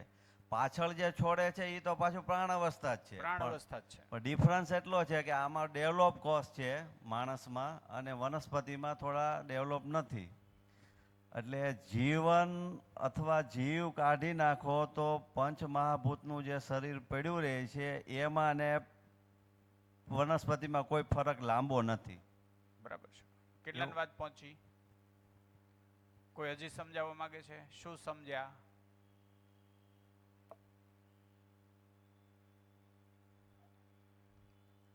જીવનું સ્વરૂપ આગળ જોશું એટલે વધારે ખ્યાલ આવી જશે. આપણે અત્યારે તો વાત નથી થઈ પણ આગળની શિબિરોમાં વાત થઈ છે. નજીક રાખજો. કે જીવાવસ્થામાં જેને શીખવી શકાય એમાં જ જીવન હોય છે, બાકી કીડા મકોડામાં જીવન નથી હોતું એવું કહેવામાં આવે છે. તો કીડા મકોડામાં પણ ક્રિયા તો હોય જ છે. ક્રિયા વનસ્પતિમાંય હોય. એ વનસ્પતિની ક્રિયાઓમાં અને કીડા મકોડાની ક્રિયાઓમાં ફરક છે. ફરક છે થોડો. બીજું કે કીડા મકોડાને જીવવાની આશા છે, એટલે જ્યારે એ મરવાનો ભય ઊભો થાય ત્યારે ભાગે છે. એને કોઈ જંતુનાશક દવાઓ છાંટવામાં આવે તો તેનાથી દૂર રહેવાનો પ્રયાસ કરે છે. અને જે અમુક બચી જાય છે, અમુક મરી જાય છે, જે ભાગવામાં નિષ્ફળ પડે તે મરી જાય છે, બાકીના અમુક જીવી પણ જાય છે. અને એમાં મેધસની વાત કરી કે જેમાં મેધસ હોય, સંચાલન કરી શકે એવું મેધસ. તો શરીર જે ક્રિયાઓ કરે છે એ મેધસ વિના ક્રિયાઓ થતી હોય એવું મને તો નથી લાગતું. કોણ? શરીર મકોડીને કીડા મકોડાની જે એનું જે શરીર છે એ શરીરમાં મેધસ વિના આ બધી ક્રિયાઓ થવી, જેમ કે આહારની શોધ માટે નીકળવું, પોતાને કોઈ કષ્ટ પડે તો ત્યાં પોતાના બચાવ માટે એને બટકું ભરી લેવું, મકોડો બટકું ભરી લે. આ જે ક્રિયાઓ છે એ કોઈ મેધસ વિના અથવા તો એમાં કોઈ ક્રિયા કરનાર હુંની હાજરી વિના થવું એ મને તો એમ નથી લાગતું કે એ શક્ય હોય. ઓકે, હા, આને આપણે એક રીતે જોઈ શકીએ. પહેલો તો મુદ્દો એ છે મચ્છરમાં જીવ હોય કે ન હોય, એની વાત ત્યાંથી આ ચાલુ થઈ છે. ઠીક છે? હાજી, બ્રેક. ઓકે, તો મધ્યસ્થ દર્શન એવું કહે છે કે જેને શીખવી શકાય એમાં જીવ હોય. આ થોડુંક ઊંડાણપૂર્વક સમજવું પડશે, થોડો સમય લેશું. જેમાં શીખવી શકાય એમાં જ જીવ હોય, જે માણસના સંકેત ગ્રહણ કરી શકે એમાં જ જીવ હોય, અને જેમાં જીવવાની આશા હોય એમાં જીવ હોય. આટલો વાત થઈ. તો હવે પ્રશ્ન થાય, મચ્છરમાં જીવ હોય કે ન હોય? તો આ જગતની અંદર દરેક વસ્તુ જડ પણ દબાણ અને તાપમાન આધારિત ચાલે છે. આ વાતને પકડજો. આ જડ સંસારની અંદર કોઈ એક એટમ છે, એ એટમ તાપમાનને ઓળખે, તાપમાનનું ગ્રહણ કરવું કે નહીં નક્કી કરે. તો તાપમાન સાથે એનો કોઈ સંપર્ક સંબંધ છે, ઠીક છે ને? તો જડ પણ તાપમાન, ઠંડક એને ઓળખે છે વગેરે છે જ, હવાના દબાણને ઓળખે છે, એ બધું છે જ. એના આધારે દાખલા તરીકે અહીંયા જે એક કટકો પડ્યો છે, એને પવનનો ઝટકો આવશે તો એ ગતિ કરશે. એ ગતિ કરશે એનો મતલબ એમાં જીવ નથી, ઠીક છે ને? એટલે એક હિસ્સો આપણે એ સમજીએ કે આ અસ્તિત્વની અંદર કેટલીક વસ્તુ તાપમાન અને દબાણના આધારે ગતિમાન છે. પહેલા હું પૂરું કરી લઉં, હે ને? તો એક વાત થઈ ગઈ.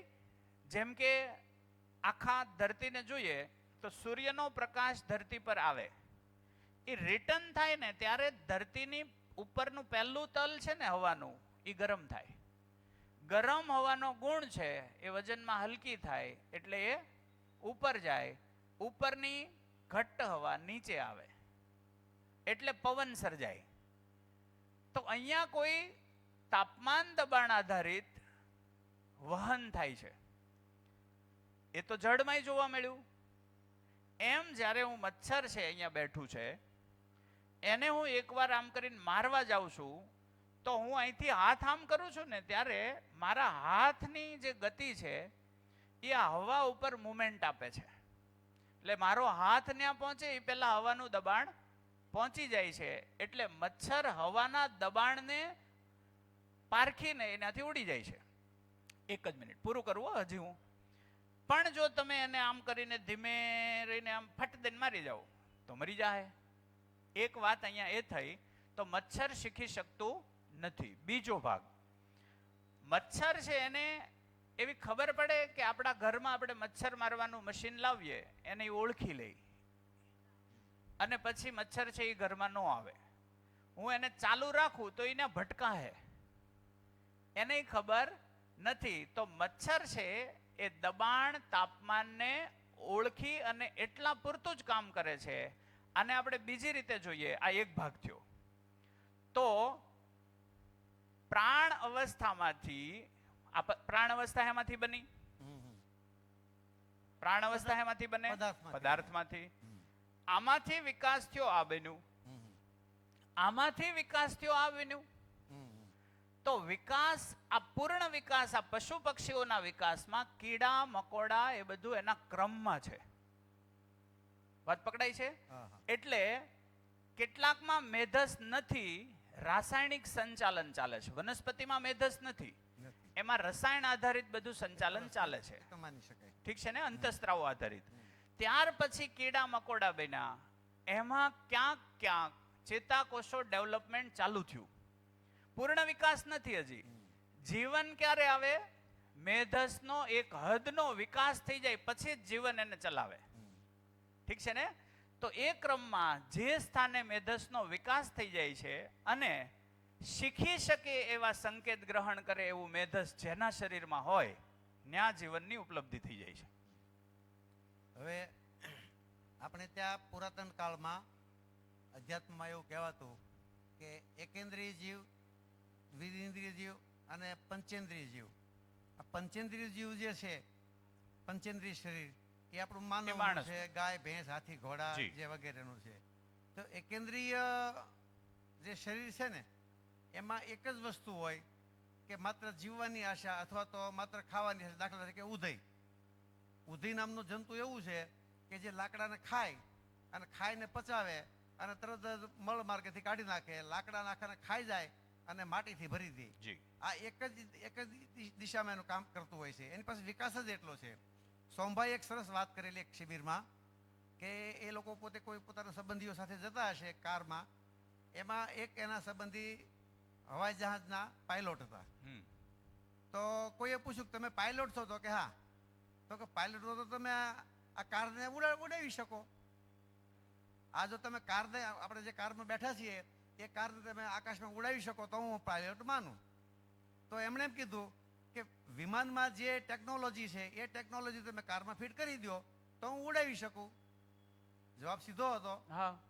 એક કોષીય પ્રાણીમાં જે સુવિધા માનવમાં છે અથવા તો પંચકોશી પ્રાણીમાં જે સુવિધા છે તે એક કોશી પ્રાણીમાં એની ટેકનોલોજી નથી. એટલો જ ફરક મને લાગે. એટલે ને આ જીવન નથી. સીધી તો વાત છે. નહીં, જીવન તો છે, પણ એ માનવ જે ક્રિયાઓ કરી શકે છે, જીવનને મિનિમમ જે જોઈએ મેધસ, એ મેધસ જોઈએ. મેધસ તો આમાં તો મેધસ નથી જ. એમાં નથી. એમાં નથી. આમાંથી ઈયળો કીડા પ્રાથમિક કક્ષાના બન્યા, એમાંય મેધસ નથી. એમાંય નથી. જેમ કે અળસિયું, અળસિયામાં મેધસનો ભાગ છે, મેધસ પૂર્ણ વિકસિત નથી. એટલે શું થાય, અળસિયાને તમે સૂકવી નાખો તો એ સુકાઈ જાય, એની કોથળી ભરીને ટીંગાડી દો, એમને પડ્યા રહેશે. વળી પાછો ભેજ આવે એટલે કામ ચાલુ કરે છે. ઈ ના ઈ અળસિયા. આનો મતલબ શું થયો, એમાં પ્રાણ છે, પ્રાણ સુકાઈ ગયા, વળી પાછો હવા પ્રકાશ પાણી વ્યવસ્થિત માત્રામાં મળ્યા તો પાછા એ કામે લાગી ગયા. એની કોઈ ચોક્કસ ભૂમિકા છે આ અસ્તિત્વમાં. વનસ્પતિની ચોક્કસ ભૂમિકા છે, પદાર્થની પણ ચોક્કસ ભૂમિકા છે. ભૂમિકા છે જ, ભૂમિકા સાથે જ બધા છે. અહીંથી આ ભાગ સુધી જ્ઞાનાવસ્થાના શરીરના વિકાસના માટે જ આ વ્યવસ્થાઓ છે. એના અર્થમાં જ્યારથી એ પૂર્ણ મેધસ આવી જાય, મિનિમમમાં મિનિમમ પહેલી જીવવાની આશા. એટલે ઈયળો કીડા મકોડા શીખે નહીં. એ જે ઉદયે કેમ કીધું એટલું જ કર્યા કરે. એને તાપમાનની અસર છે એટલે ભાગી જાય. એમ તો આની અસર છે. જેમ કે શેવાળ હોય ને, તળાવમાં શેવાળ હોય, એમાં છાયા ચાહક વનસ્પતિ આવે. તો તળાવના કાંઠે જે એક વડલો કે પીપળો હોય ને, તો જે શેવાળ હોય ને, જેમ સૂર્ય આમ નમતો જાય એમ તડકો આમ થતો જાય, એમ શેવાળ એની હારે હાલતો જાય. એ ભાગ તો આમાંય જોવા મળે છે. વાત પકડાણી? ઠીક છે ને? તો એ તો સમજાય. હા, તો મેધસનો એક લેવલનો વિકાસ થઈ જાય, ત્યાંથી એ છે. પણ અહીંયા પેરામીટર આટલા છે કે જીવવાની આશા. તો મચ્છરમાં આપણને જીવવાની આશા દેખાય, પણ બીજો ભાગ પૂરો નહીં થાય. એને શીખવી શકાય, એને ટ્રેન કરી શકાય નહીં. ટ્રેન ન કરી શકાય એમાં જીવન ન હોય. બીજું એક અગાઉની શિબિરોમાં એક ચર્ચાઓ થયેલી, એમાં મેધસની વગેરે વાત, એમાં જે પ્રાણીઓ પ્રજનન કરી શકે છે તેમાં જીવન હોય. તો પ્રજનન તો પ્રાણીમાંય છે. હા, હું એટલે જ કહું છું ને. તો પ્રજનન ને એને કઈ લેવા દેવા નથી. આપણે ખેતી કરેલી છે. પ્રજનન છે ને કોષમાંય થાય, કોષ પહેલા ડીએનએ માં થાય, બરોબર, એટલે પરમાણુ અણુમાંય થાય. પ્રજનન મતલબ ભેગું થઈને બીજું બનાવવું. હા, તો એ જ તો ભેગું થઈને બનાવવું તો પદાર્થ અવસ્થામાં છે. હાઇડ્રોજન ભેગા થાય, હિલિયમ બનાવે. તો સર્જન તો બધી જ છે. પેલું હું એક જ અર્થમાં જોતો હતો. હા, અને આ જે તમે જે વ્યાપક કીધું એ સમજી શકાણું. જી. ધન્યવાદ. મેધસ શું એટલે જરા સમજાવો. મેધસ એટલે ચેતાતંત્ર. ચેતાતંત્ર હે ને? મેધસ એટલે વિકસિત ચેતાતંત્ર. ચા પીને પાછા મળીએ. ધન્યવાદ. નમસ્કાર.